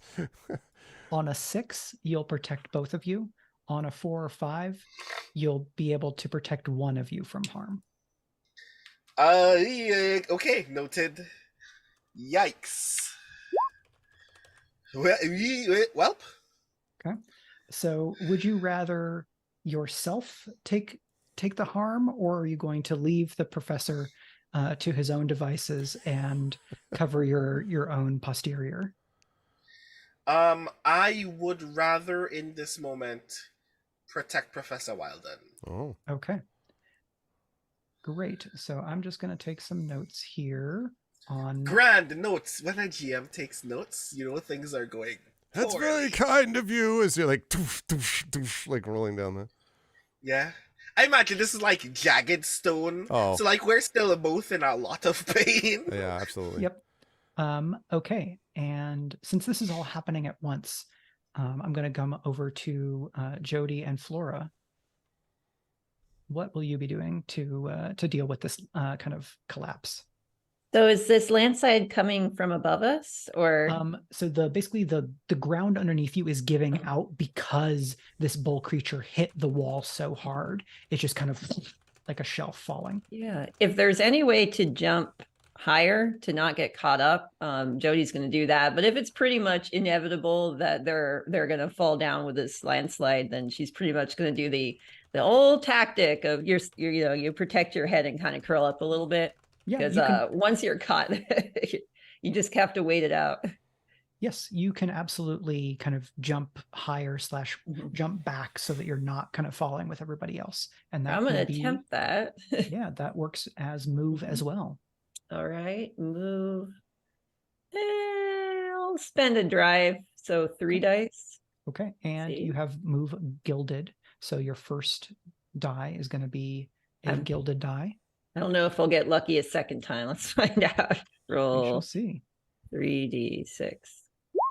Okay, that's a 5, a 6, and a 1. So you can get a 6, or you can take a 5 and get one of your nerve drive back.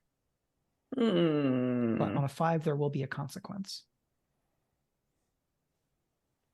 I'm just gonna do the 6 because I'm like, this game isn't gonna be too long, so I don't have to hoard them. Teleport down to the bottom. I'm beginning to see who the MVP is of this group. Oh no. You see it coming, and you have a fair bit of experience, and so you're able to kind of jump and scramble back even as the first kind of 5-6 feet worth of this shelf that you were all looking down on is kind of collapsing and sliding down in like a kind of instant avalanche. All right, and then we will come over to Flora. So my pitch. Sorry, Valerie. Pause 1 second. We just we have I have a server problem we just dropped. So hold on a second. It is reconnecting. I hope soon. Twitch has been having issues like this over the last week or so. Yeah, we're not up at the moment, so hang on. Sorry, I apologize for interrupting, but I wanted them to hear what you were going to say. Yeah.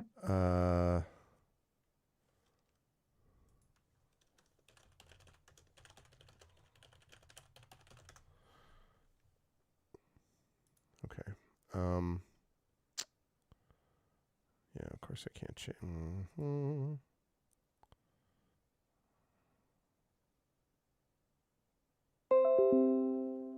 Okay. Now I think it should be reconnected. All right, we should be back on. I think. Can people see and hear us, etc.? Okay. This has been a Twitch thing recently. I don't know what the deal is with this, but my apologies. Anyway, we're back. Sorry about that. You were saying, Valerie, my apologies. No need to apologize for fixing the stream. My pitch for this, and Mike, you can guide me, is that Flora was very fixedly observing this creature. And so I would say either a focus or a sense roll, in that she noticed that it was going to bolt before it did, and she backed up before it hit the wall to try to avoid whatever was going to happen. Great. That can absolutely be focus. Okay. So for focus, I do have one gilded die, so I'm going to roll 2 dice, and one is gilded. Is that right? Yep. The first die to roll will be your gilded die. Okay, here we go.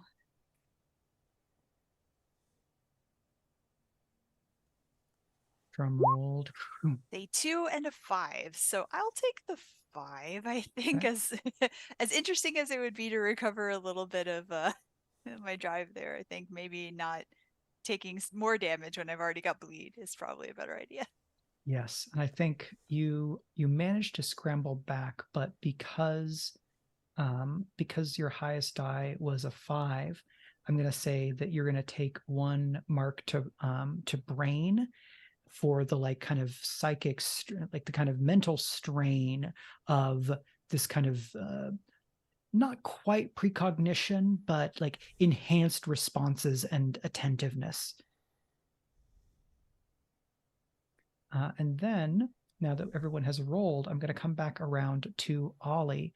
Ollie, you managed to kind of protect the professor. Were you trying to come down safely or escape the landslide? I wasn't quite sure.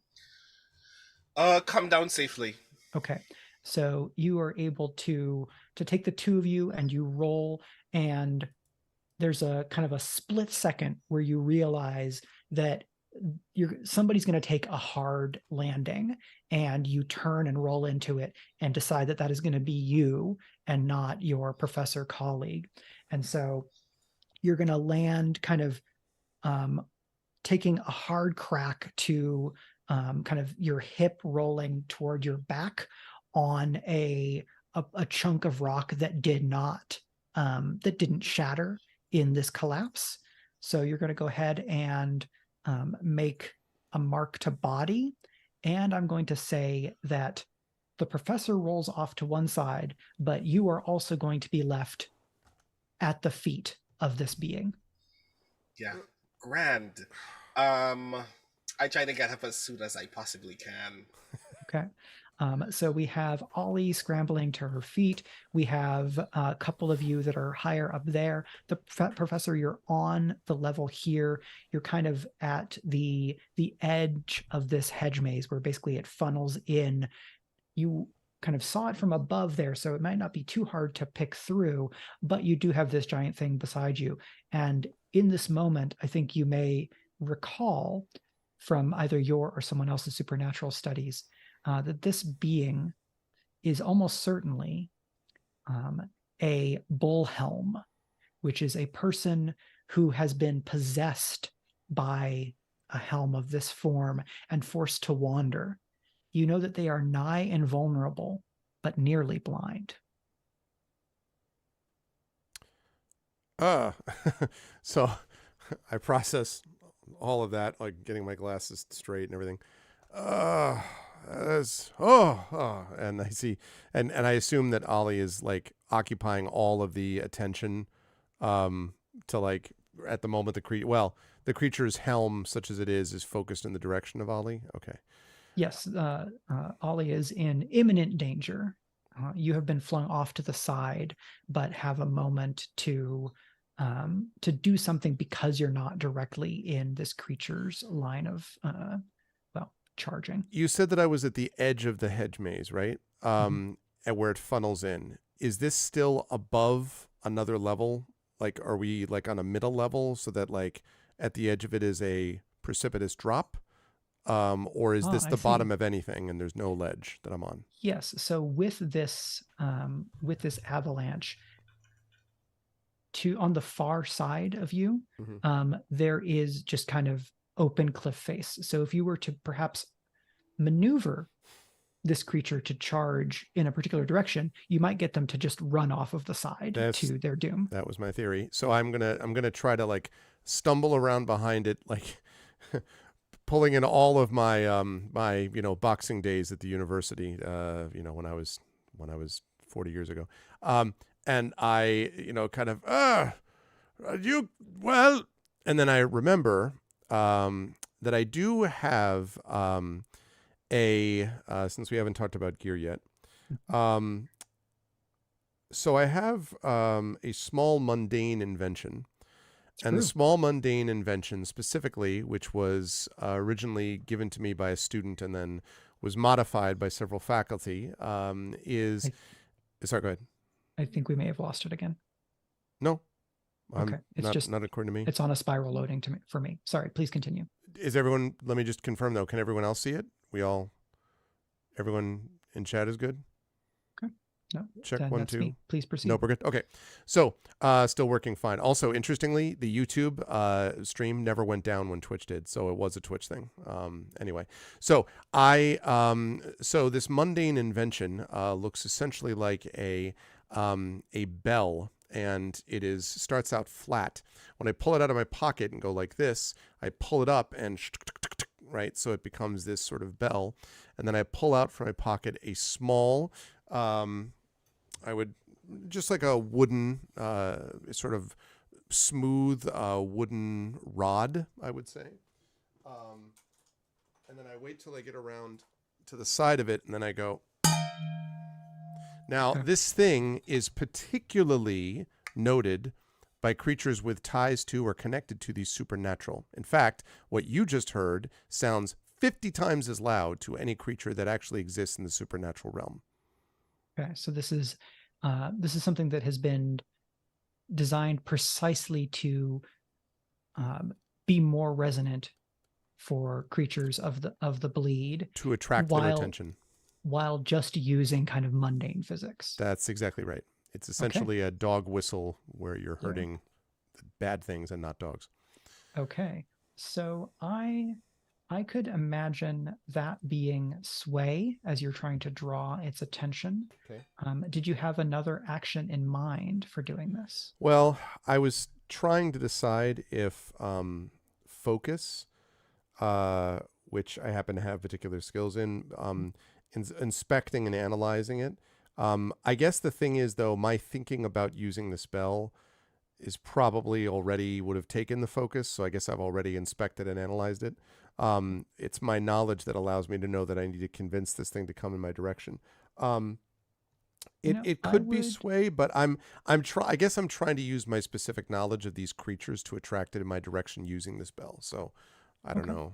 If that's I think focus makes sense there. So you can go ahead and roll with that. It looks like you have it gilded and have 2. Would you like to add any drive? Yeah, this seems kind of important. So I will add. So if I can add up to 4, because you can never have more than 6 dice. You said. Correct. Okay. So and I've got 2 right now. I don't want to use all of them though. Let me add 2 though, because I think it's kind of really important that this thing not kill us. So I'm going to use 2, which would leave me with 2 out of 4, and the means the die is gilded. Which part is one of the dice is always gilded, or they're all gilded? If the action is gilded, you get 1 gilded die, and so the first D6 result will be your gilded die. Sounds good. So 46. Unless, Chad, anybody wants to donate to keep us from being run over by a bullhead Dark Souls guy. You just saying. Anyone? Anyone? Okay, that's all right. The donation was used to harm us and to begin with, so totally understandable. Okay, so all right. Here we go. Ignore that. Well, actually, don't ignore that. Don't ignore that.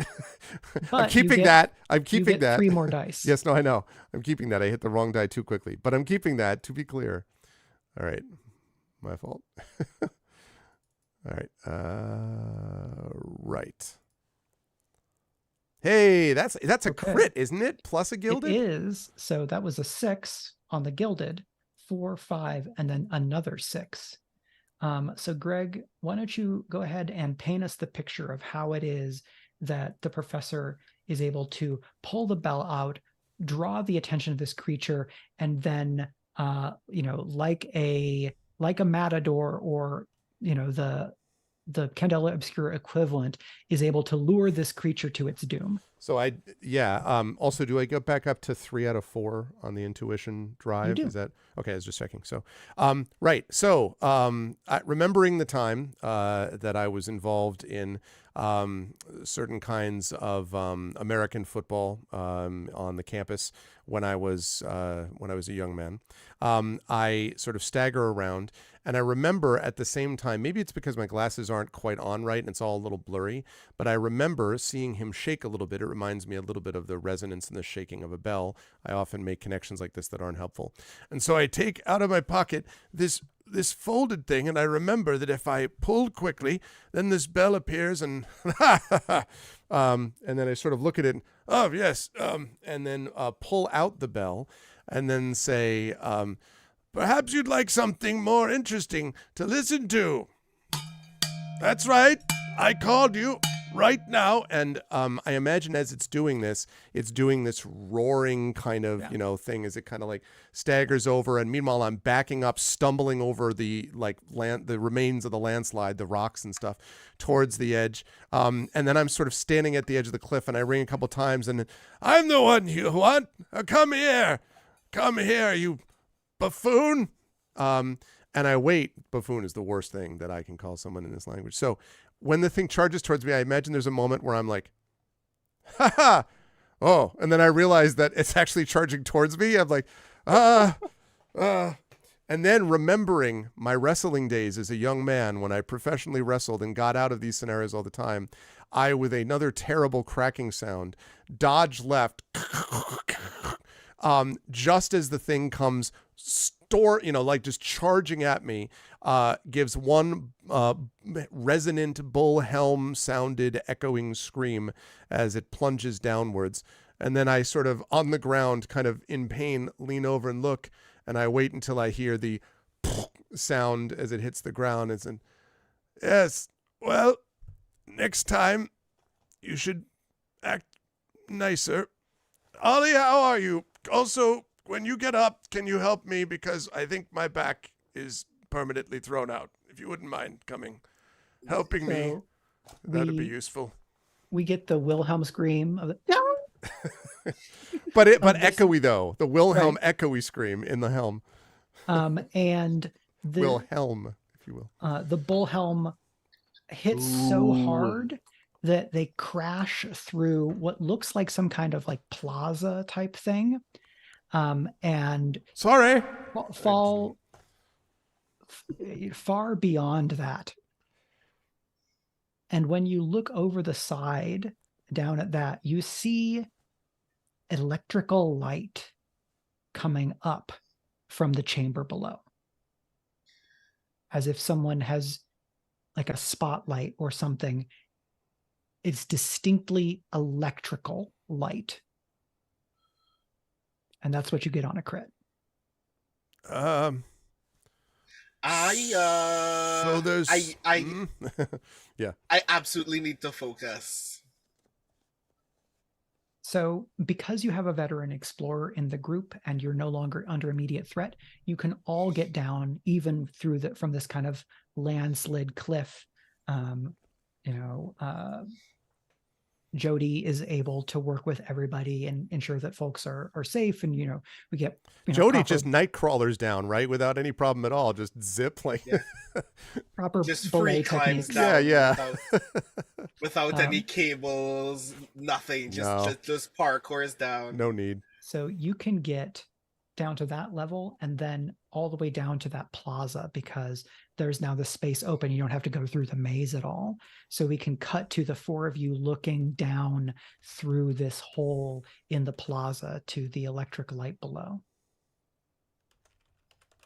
And it seemed like somebody wanted to do some investigation there. What does that look like? Yeah, I want to focus. I want to know. I want to get a sense of what the presence of this light can say about how long this had been set up and like the level of preparedness of the person or crew responsible for it. Sure. So I have 1 die in focus and I'm gonna spend 1 intuition drive. Okay. I think here you probably will get better information with survey. Oh, that works just the same. So I have 2 dice in survey. Survey is gilded, and I'm still spending the 1 drive. Okay. And would someone like to help, since you have the opportunity for all of you to be kind of looking down there and trying to pick out details? Can I assist with actually, 2 things. 1, can I assist with a focus? 2, does my occult researcher, which allows me to ask for an important occult detail that I would recognize from my studies, but hasn't yet been revealed, is that something which could be used in an assist action? Like, because I am also looking down to figure it out, or is that something that's, if I'm looking, just for me, then I wouldn't be an assist-based thing? So I would say that if you take the brain mark, I will give you some information separate from the results of this roll, if you like. You could then also assist if you wanted, but I think because you're taking a mark to do this, it's worth more than just an assist. I think I'm going to take a mark here. The electric light is intriguing me, so I'm going to do that, and I'm also going to assist using focus. Yeah, so that's because just it'll be gilded. Intuition. And does that mean that also that makes it gilded, or does No? Ollie? Okay. So Ollie, you've got +1d from the professor's assistance. Did anybody else want to get in on the survey? I potentially, and I don't know if this would be a separate role, but I would potentially be looking for kind of like spectral residue of who has passed here and whether they had, any very high emotions that they were experiencing, or if they were in possession of particularly bleeding objects, then she would potentially be able to perceive one of those 2 things.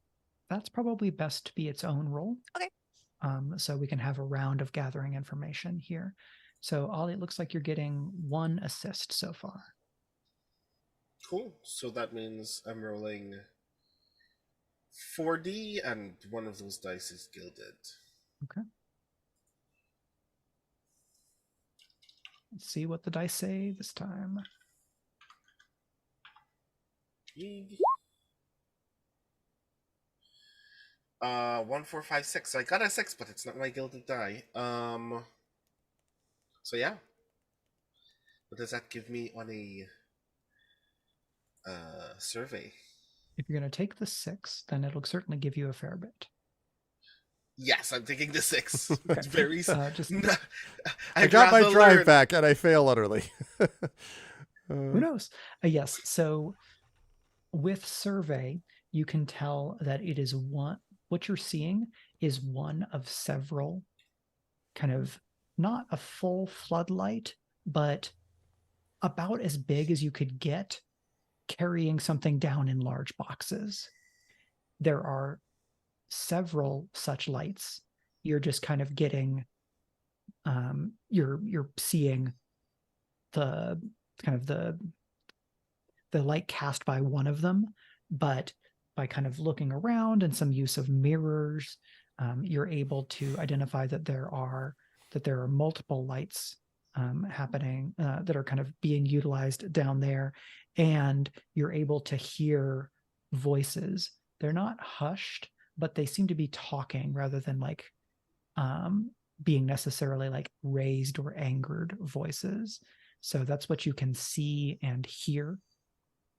I will then say, Professor, as an occult researcher, if you mark, you're going to take that brain mark, Yep. and what I will give you is that you will recognize the chant that you're going to hear little snippets of carrying up through this hole in what for them would be the ceiling. And you realize that these chants are associated with an Oldfaire god of knowledge named Gnosis. And Gnosis was a god of knowledge, scholarship, and kind of explicitly the knowledge of magic and alchemy. And alchemy was like the great magical technology of Oldfaire, much like electricity is like the new hotness for Newfaire. And only enough to gather that that chant is something that was used. Do I know what the chant was used for? It is to summon Gnosis, or an avatar of Gnosis, or it is asking for something to be opened so that knowledge may be obtained. A book, like a nice, pleasant book. Okay. Were they? I hear these. They didn't react to the sound of Master Blaster like firing through their roof a few seconds ago. So it did take you a little while to get all the way down to here to look through these things. Okay. There was doubtless the sounds of shuffling and kind of people moving around, but I don't know that you would have gotten necessarily more than that in that you had to come down here. So, there's people down there, there's multiple electric lights, that someone is using a chant or ritual appealing to Gnosis, the god of knowledge, alchemy, and libraries. Okay. But I don't hear panic or I've lost visual. That's a Titanfall 2 joke for my friend. No. Okay. So I would turn and relay that to everyone and just be like, and I probably would also look at Flora and I would probably ask, do you actually hear or sense, I should say, anything coming from them, off of them, near them? It's chant is for Gnosis.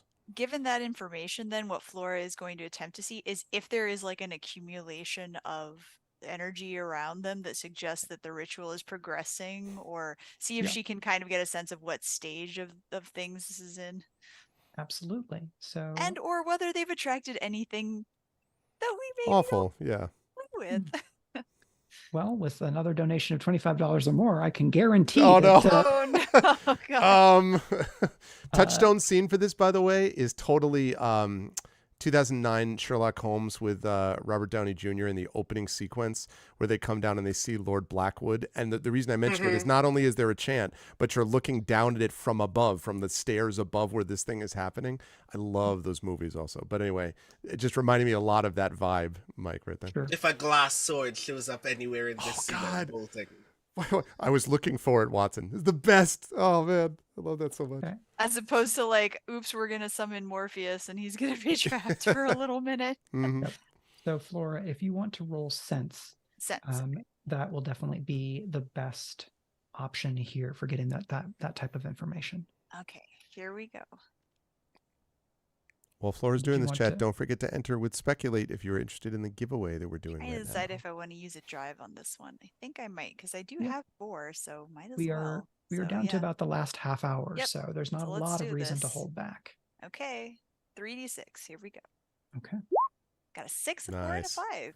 So a 6 on the Gilded, you can get one of those intuition back. Since I do not have Gilded, it's Focus that I have that's Gilded. That's true. So yeah. Yep. Thank you for your honesty. No worries. But on a 6, you're still going to get good information. So it's less in the language and more in the kind of spiritual vibrations. You're able to kind of shut out all of the other sensory information and just reach out with your 6th sense. And in that, what you feel is the fluidity and uncertainty of improvisation. This is somebody who is adjusting or trying to ad-lib some sort of version of a ritual to achieve what they want, not using the standard methods, and that your senses reach out. And in a longer game, I wouldn't necessarily allow something that's kind of almost ESP in this regard, but this is a one shot. But it's as if you are standing before a great kind of A-frame building with columns and a huge double door. And on that door, there are 4 great old sigils, 3 of them aglow with kind of unnatural purple green light. And that you can sense that this ritual, this person is trying to extend that glow to the 4th sigil in a way that would open the doors. Oh, and I assume we don't want that. That seems bad. And so given that Herr Doctor knows this ritual, what I will say is, Doctor, if we interrupt this ritual, what's going to happen? Do I know what might happen? Is there a set thing? Is there like blowback? Is it going to explode? Does it blow back on those who didn't complete the ritual properly? Or does it just fizzle out and nothing happens? Right. Or does it affect just the people who didn't finish the ritual? Those people? Yeah. Raiders of the Lost Ark?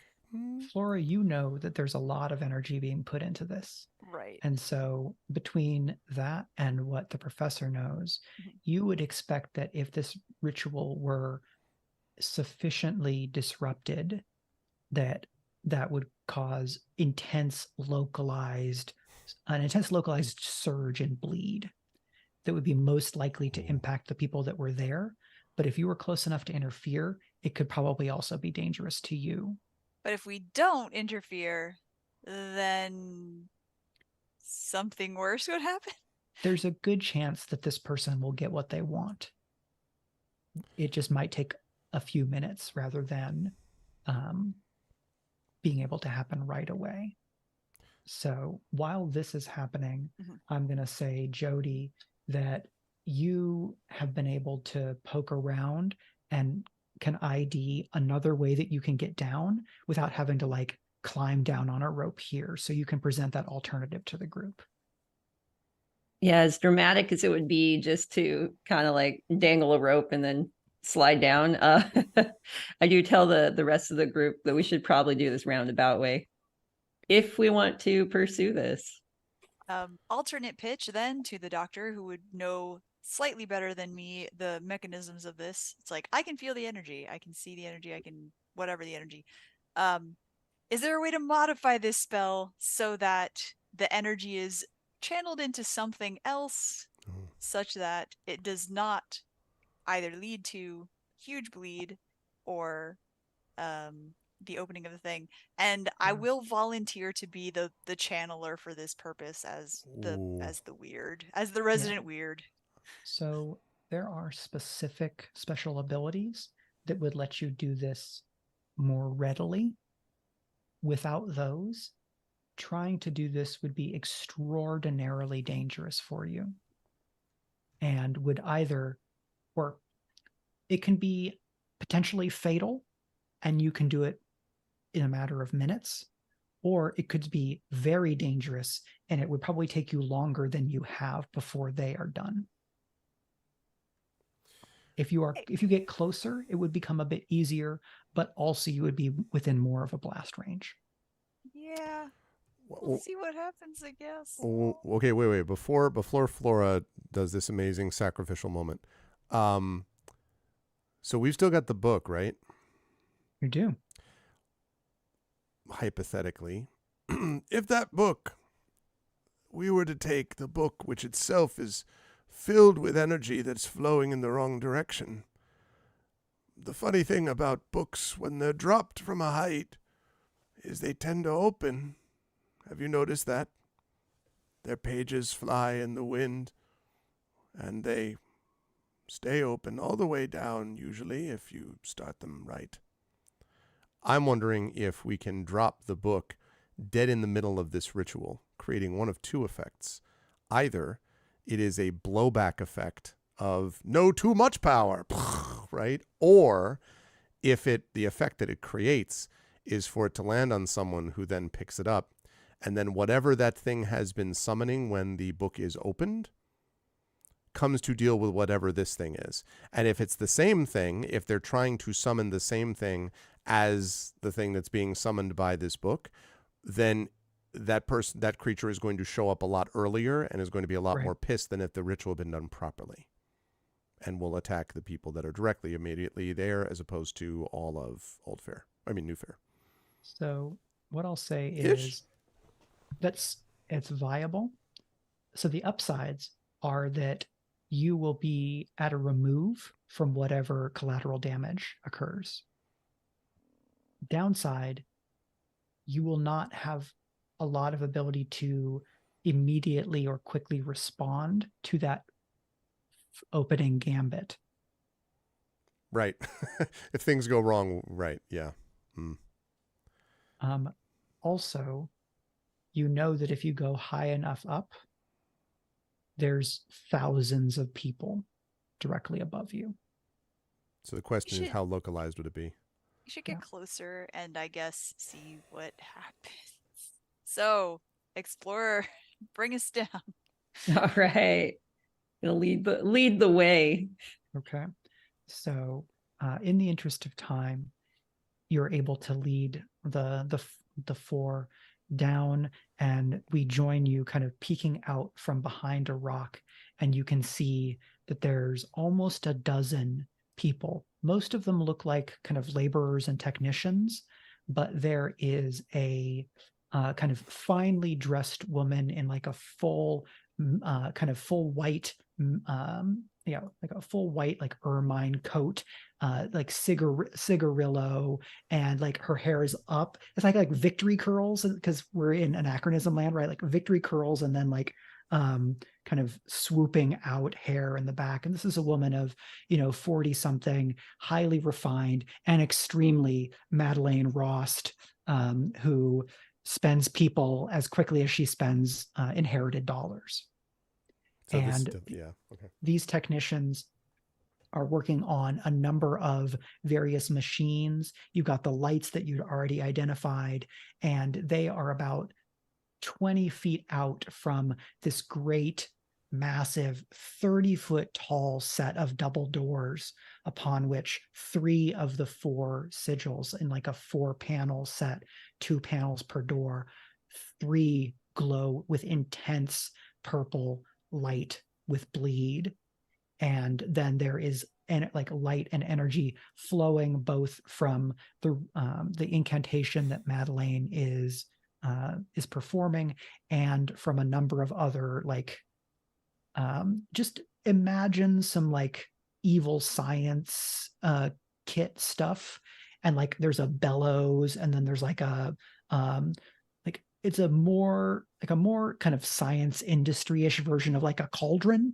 And so there's like some weird magic shit that is like bellowing out smoke that then is being directed and concretized and filling up this last sigil like it was a glass with wine slowly being poured into it. Charming.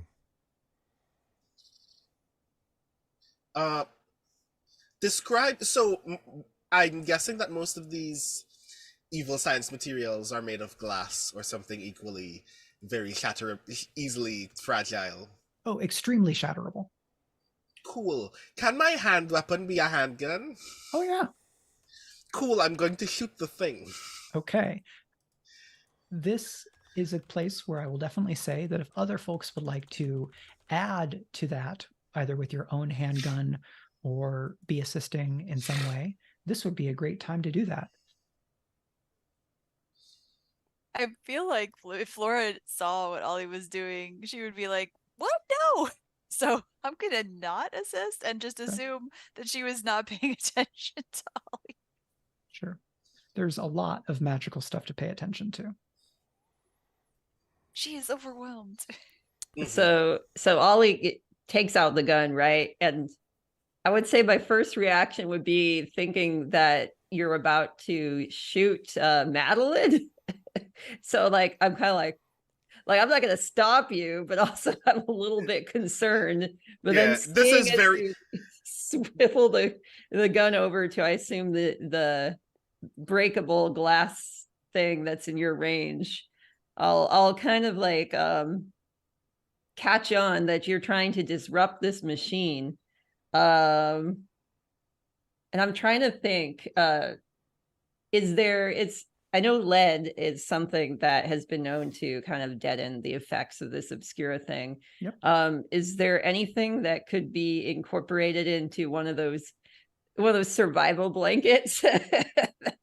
Could that Sure. be one of my gear? Is essentially just to hold that up like in front of me and the other two who aren't shooting? Because I mean, I'd hold it up in front of Ollie too, but Right. you need to shoot. So because like I'm anticipating a blowback of some sort. Yeah, so if you mark your survival gear, I will let that have something of an insulation effect against kind of a magical explosion or something like that, and you can stand ready to protect the group. All right, I'm just gonna be like, well, just whip that out and kind of throw it in front of the other two. Would probably get most of it if they're near me, because I'm more concerned about blocking them. But maybe I could do something like this. I don't know how long my arm span is. y'all have to be close. Maybe you can unfurl it a bit and it's a bit wider, and so that you're holding it up and it kind of does like a wave thing, right? Mm-hmm. All right, let's go over that. This is like an Indiana Jones deal, right? So there should be a fridge nearby we can all fit into in the case of nuclear explosion. That one's not canon. Where's the human size vial that we can climb into? Right? It's like a bleed containment TARDIS. I do have some occult supplies and also a ward. I don't know if either of those would be useful. I think the ward is only a personal effect, right? And it's not a great ward because I don't have that ability. So it is definitely personal scale. Okay, that's what I figured. Okay. So yeah, I don't have the ability to ward us all, alas. All right, Ollie, it sounds like you are being left to your own devices. Yeah. Fun fact.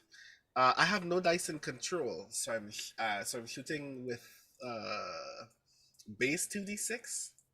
Fortunately, this is a high stakes roll.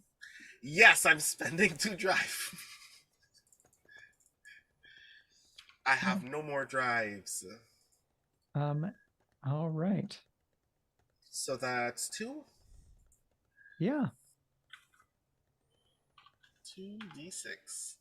Crit, please. Or not. All right. 4 though. So on a 4, you're going to realize as you kind of focus, exhale, line up your shot, and you realize, I'll again go to Sherlock Holmes. Your mind plays out how this will go. You fire this here, this combusts, it flows back up that beaker to blow that up. It goes over there, it splashes this way. You see a choreography of mayhem play out, and you realize that it is going to eventually blow up in such a way that the front kind of eave of this library is going to collapse down on to all of these people, and that the kind of the chain reaction effect would be extraordinarily dangerous to all of you. So you can take this shot expecting that all or almost all of the members of Madeleine's group will be deceased, but you all may be terribly injured. Or you can pick a different shot that will probably ruin the ritual, but will leave all of these people healthy enough to deal with you. What would you do?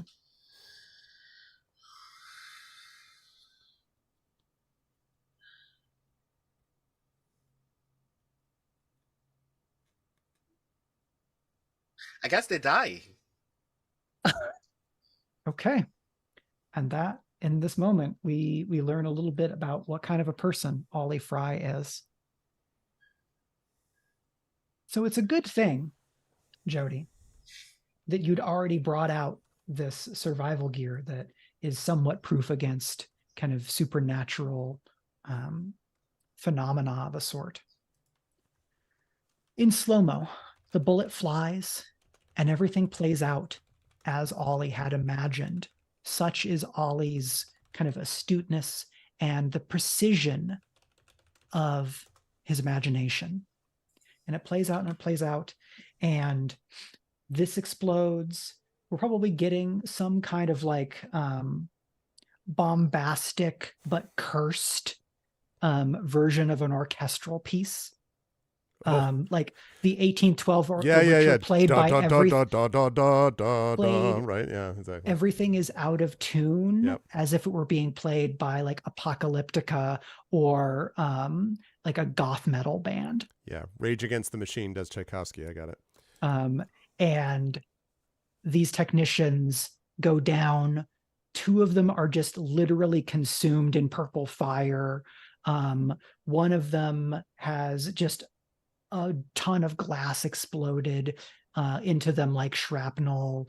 And then the front of this library falls down, and our mind's eye camera goes to POV from Madeleine as she sees just literal tons of ancient limestone raining down and bringing her expedition to an abrupt end.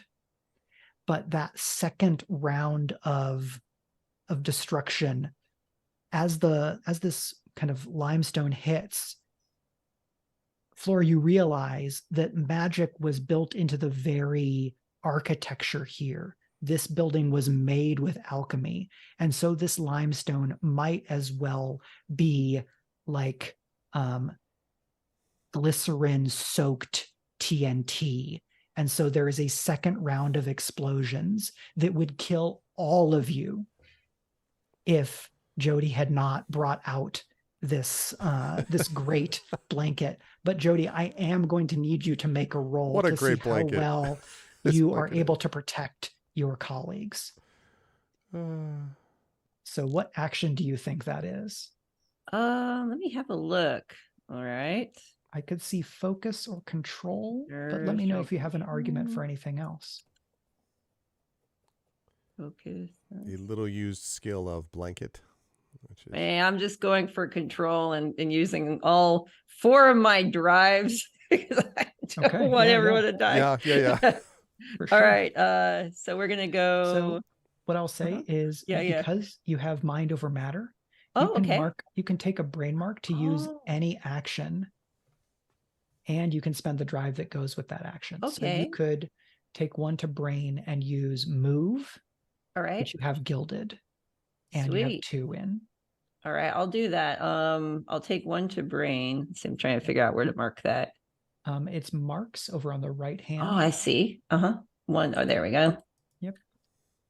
Anyway. And yeah, use move. And my 4, so I guess that's 66. It is 6 dice. That's the most you can roll. Come on now. Get at least 1 6, please. At least 1 6, or there's going to be some substantial pain for somebody. Oh my goodness. 4 5s. 2 3s and 4 5s. What is going on here? Not a 6 among them. Critically mez. Come on, critically mez. So here's 2 things I will say. 1, Jody, you can spend one of your nerve resistances and re-roll with 2 dice, hoping to get a 6. Or a donor at $20 or more will allow, in this case, a unique re-roll. Look at this dog's face.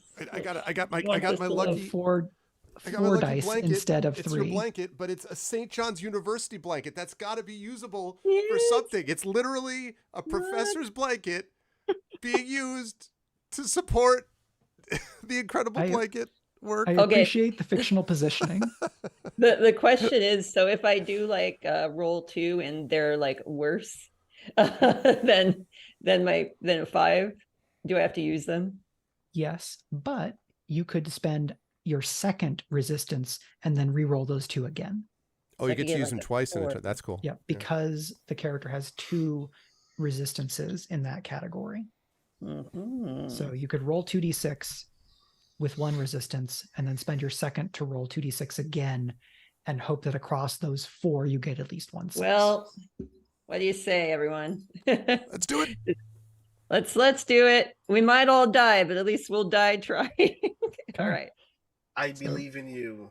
The first reroll, spending that nerve / roll. Hey, stop wiggling. That's the nerve resistance here. And let's see, this is going to be a 0. Oh, Yay! Okay. we got Lucky it. play. The So luck there's a worked. The 6. St. John's luck.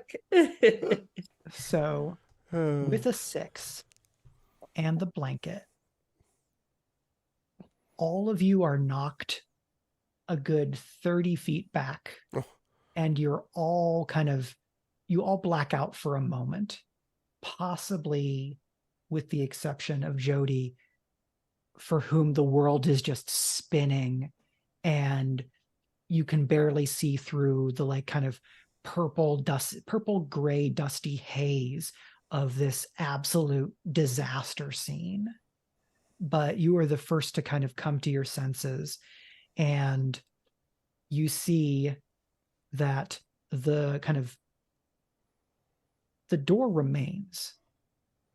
The glow kind of seeping out of these sigils and pooling, reaching out, grabbing, dissolving, and consuming the bodies of the technicians, of Madeleine, the unnatural human-made materials of a group of people nearly as filled with hubris and curiosity as those that made the library in the first place, all pulled and melted and drained down into the very earth where there is no drain.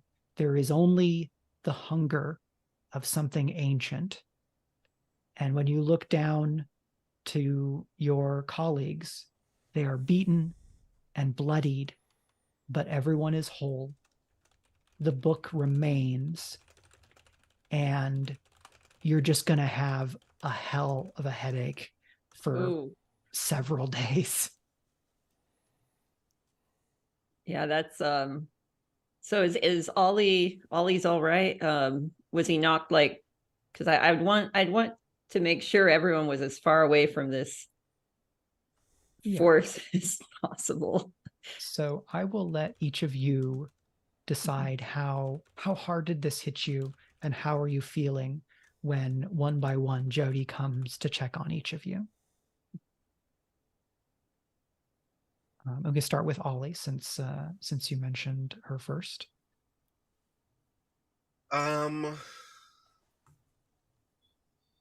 I probably very vaguely remember anything that happened inside there. Like, my back is screwed up, my hip is screwed up. I probably took a very serious blow to the head.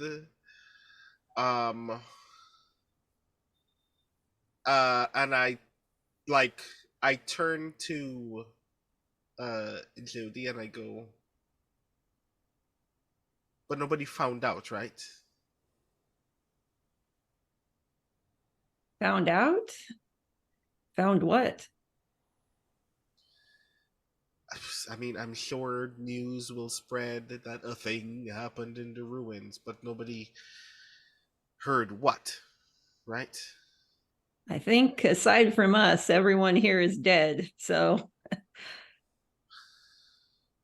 Cool. I can deal with that. All right. what are you going to report? That lunatics set off some dynamite in the ruins, and that's why you shouldn't be in the ruins? I mean, checks out. I don't disagree with that. Good. Until that time, I'm gonna go back to sleep now. All right, good night.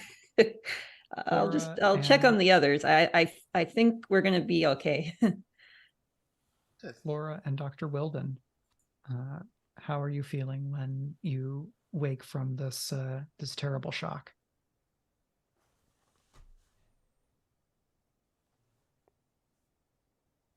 I'm the last to wake up, almost Okay. certainly. I am. It's lucky that I do wake up. Laura is experiencing a cocktail of emotions right now. She is frustrated with Ollie because what the heck? Um, her vision is blurred, and the auras that she's seeing are wrong. Hmm. And even worse, she's experiencing a very strange sensation of hunger. Ooh. Okay. And Herr Professor, is this more or less wild than your postdoc days? Well, the comprehensives were difficult, but no. So I wake up in pain, but that's just a typical Tuesday for my no. I sort of wake from this hurting all over, and I kind of see, what's left, and I kind of,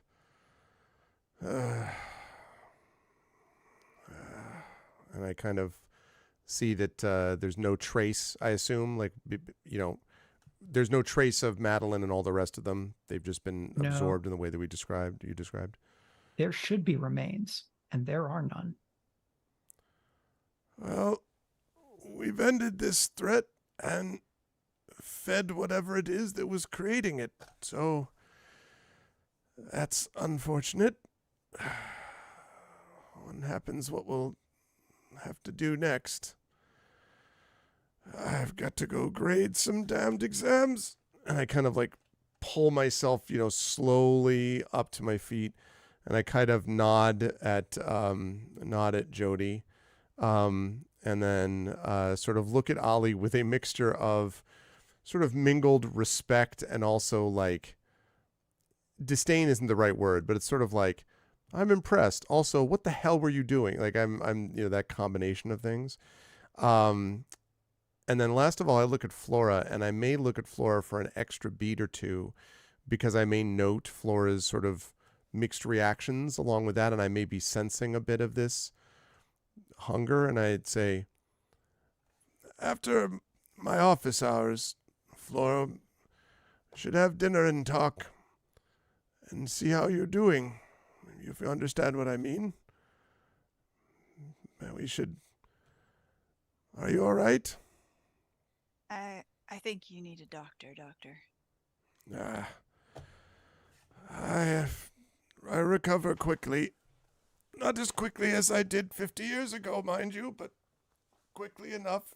And I kind of drag myself up and then out, although I do carefully brush the dust from the elbow patches on the tweed jacket. Okay. So from there, we will kind of wipe to an epilogue montage. So if you could each give me just a short image, a short vignette of either how you're covering this up or doing paperwork or returning to your everyday life. And we will start with Flora. Flora is not well. We see Flora. Flora lives in a boarding house with a lot of other people. She does have a private room. There's a cafeteria on the first floor where you get, 2 meals a day as part of the thing because it's a fairly large place. And someone knocks on the door to ask how she's doing, and just through the door she says, I'm all right. I'm all right, Susie. I'll be out in a few. And we see her sitting inside of a meticulously drawn salt circle filled with sigils candles at each corner, and her eyes are glowing an eerie purple as more purple, apparently viscous liquid is pouring from her fingertips into the floor. Amazing. I hate it. Good job. Okay. Next. Who would like to go? I can go next. So I am at the Daily Register, typing furiously. A very obviously polemically worded article about how Madeline Ross lost her life like a fool trying to blow up the ruins. And the assistant to the editor-in-chief is like leaning over my desk shouting, "Why do you always get the weird ones? Where the hell were you? Several nights ago, we didn't hear from you or anything, and suddenly we're learning you know something that was going down in Oldfaire and didn't let anybody know, didn't even alert the authorities that people were carrying nitroglycerin in large glass canisters all the way down to the ruins. You just decided you were going to follow them down into the ruins, and I'm just typing like none of that matters to me at all. And then out of the corner of my eye, there is a photograph of my old neighborhood friend Kenneth. A photo of like two of us playing in my parents' backyard when we were very, very young. But out of the corner of my eye, that's not what I see in that photo.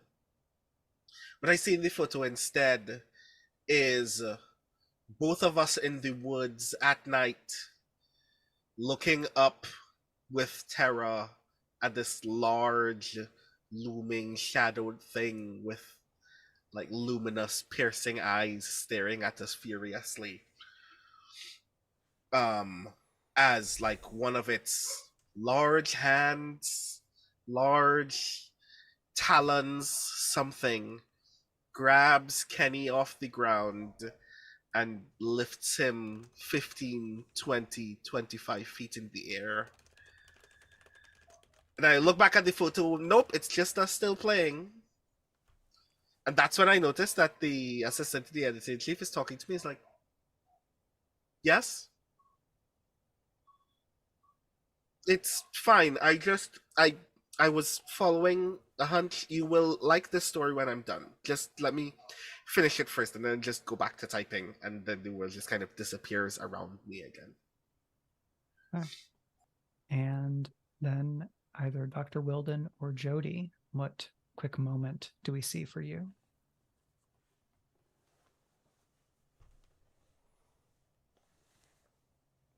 It's up to you.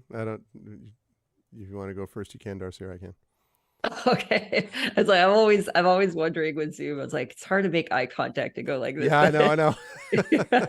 I'll go. So yeah, we see Jody with the only indication of this being a little scratch on, I don't know, her nose or something. One of those very cinematically placed injuries that doesn't really affect much else other than appearance. But she's rappelling down the side of a mountain, and then hiking through these forests, lots of pine, and finding a place to set up camp near a river. And upstream on the river, she sees let's assume that there's black bears that live in this country, searching for fish, and thinks how integral it is, life and death, and death and life in this world we live in. Okay. And then we return once more to Dr. Wilden. What do we see from him? So I think that I am in my office late at night. I am scribbling, and as you first see it, the assumption is, because I have a stack of exams next to me, so the assumption is that that's what I'm doing. And indeed, I have been sort of going through, different exams and looking down at them. But the last exam that I'm working on, because I'm tired and it's late and, my vision is blurred, and I've been, unlike what we talked about with Jody, the injuries are numerous and repeated and multiple and are in all sorts of not great places, but none of them fatal though. So I'm in a lot of pain, whatever, and I'm kind of half nodding and falling asleep. And then in the flickering lantern light, I sort of take several looks down, and I can see the words of the exam are kind of blurring together. And as I look down at it, it goes from being this mundane answer about the nature of occult history and, 1825 in Oldfaire, et cetera, and the very clear message that is spelled out in red ink is, "This is not the last, and we are among you." And so I kind of, and then you blink, and that, then it's back to being its usual normal self. And I kind of sigh heavily and, well, damn it, it's too late to call on anyone. But I'm old. They'll have to see me anyway. And I get up from the office, from the desk, and I, just before turning to leave to go find my companions, turn out the light on the lantern, plunging the room into darkness. Okay. And then the last thing we see is a dream, and it's a dream shared by all four of you. And it's the kind of dream where it's a little bit processing what you've been through in the last couple of days, but everything is jumbled up and it's out of order, and there's things that are totally unrelated that are mixed in. But for all of you, it ends the same.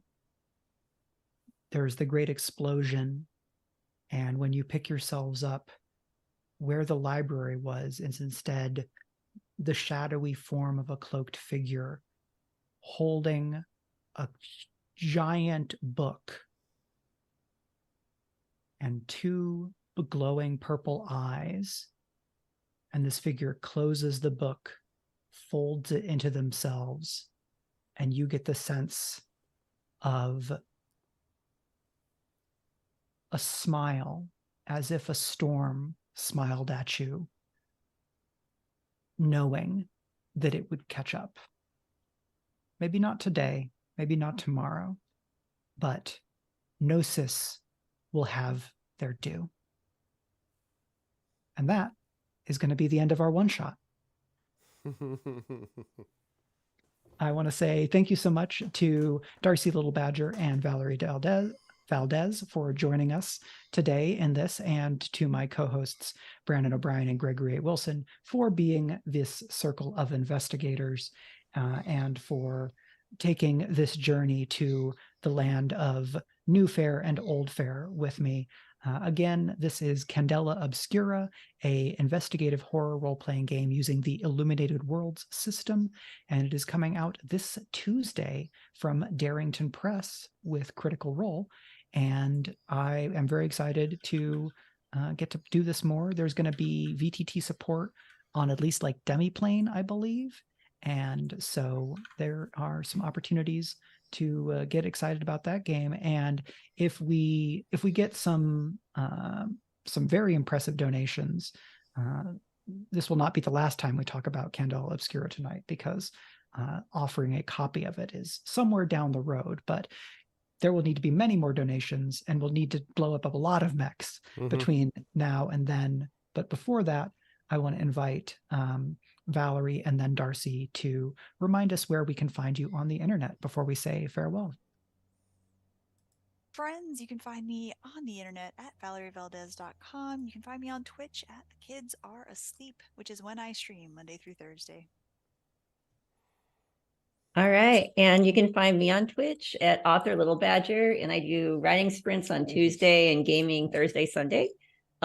Oh my goodness. Oh, she's stretching on my face. Okay. You can find me on Instagram at Dr. Little Badger, where you'll see photos of Princess Peach there too. Magnificent. All right. Thank you again. And thanks to everyone for watching and for your donations so far. But we are not done.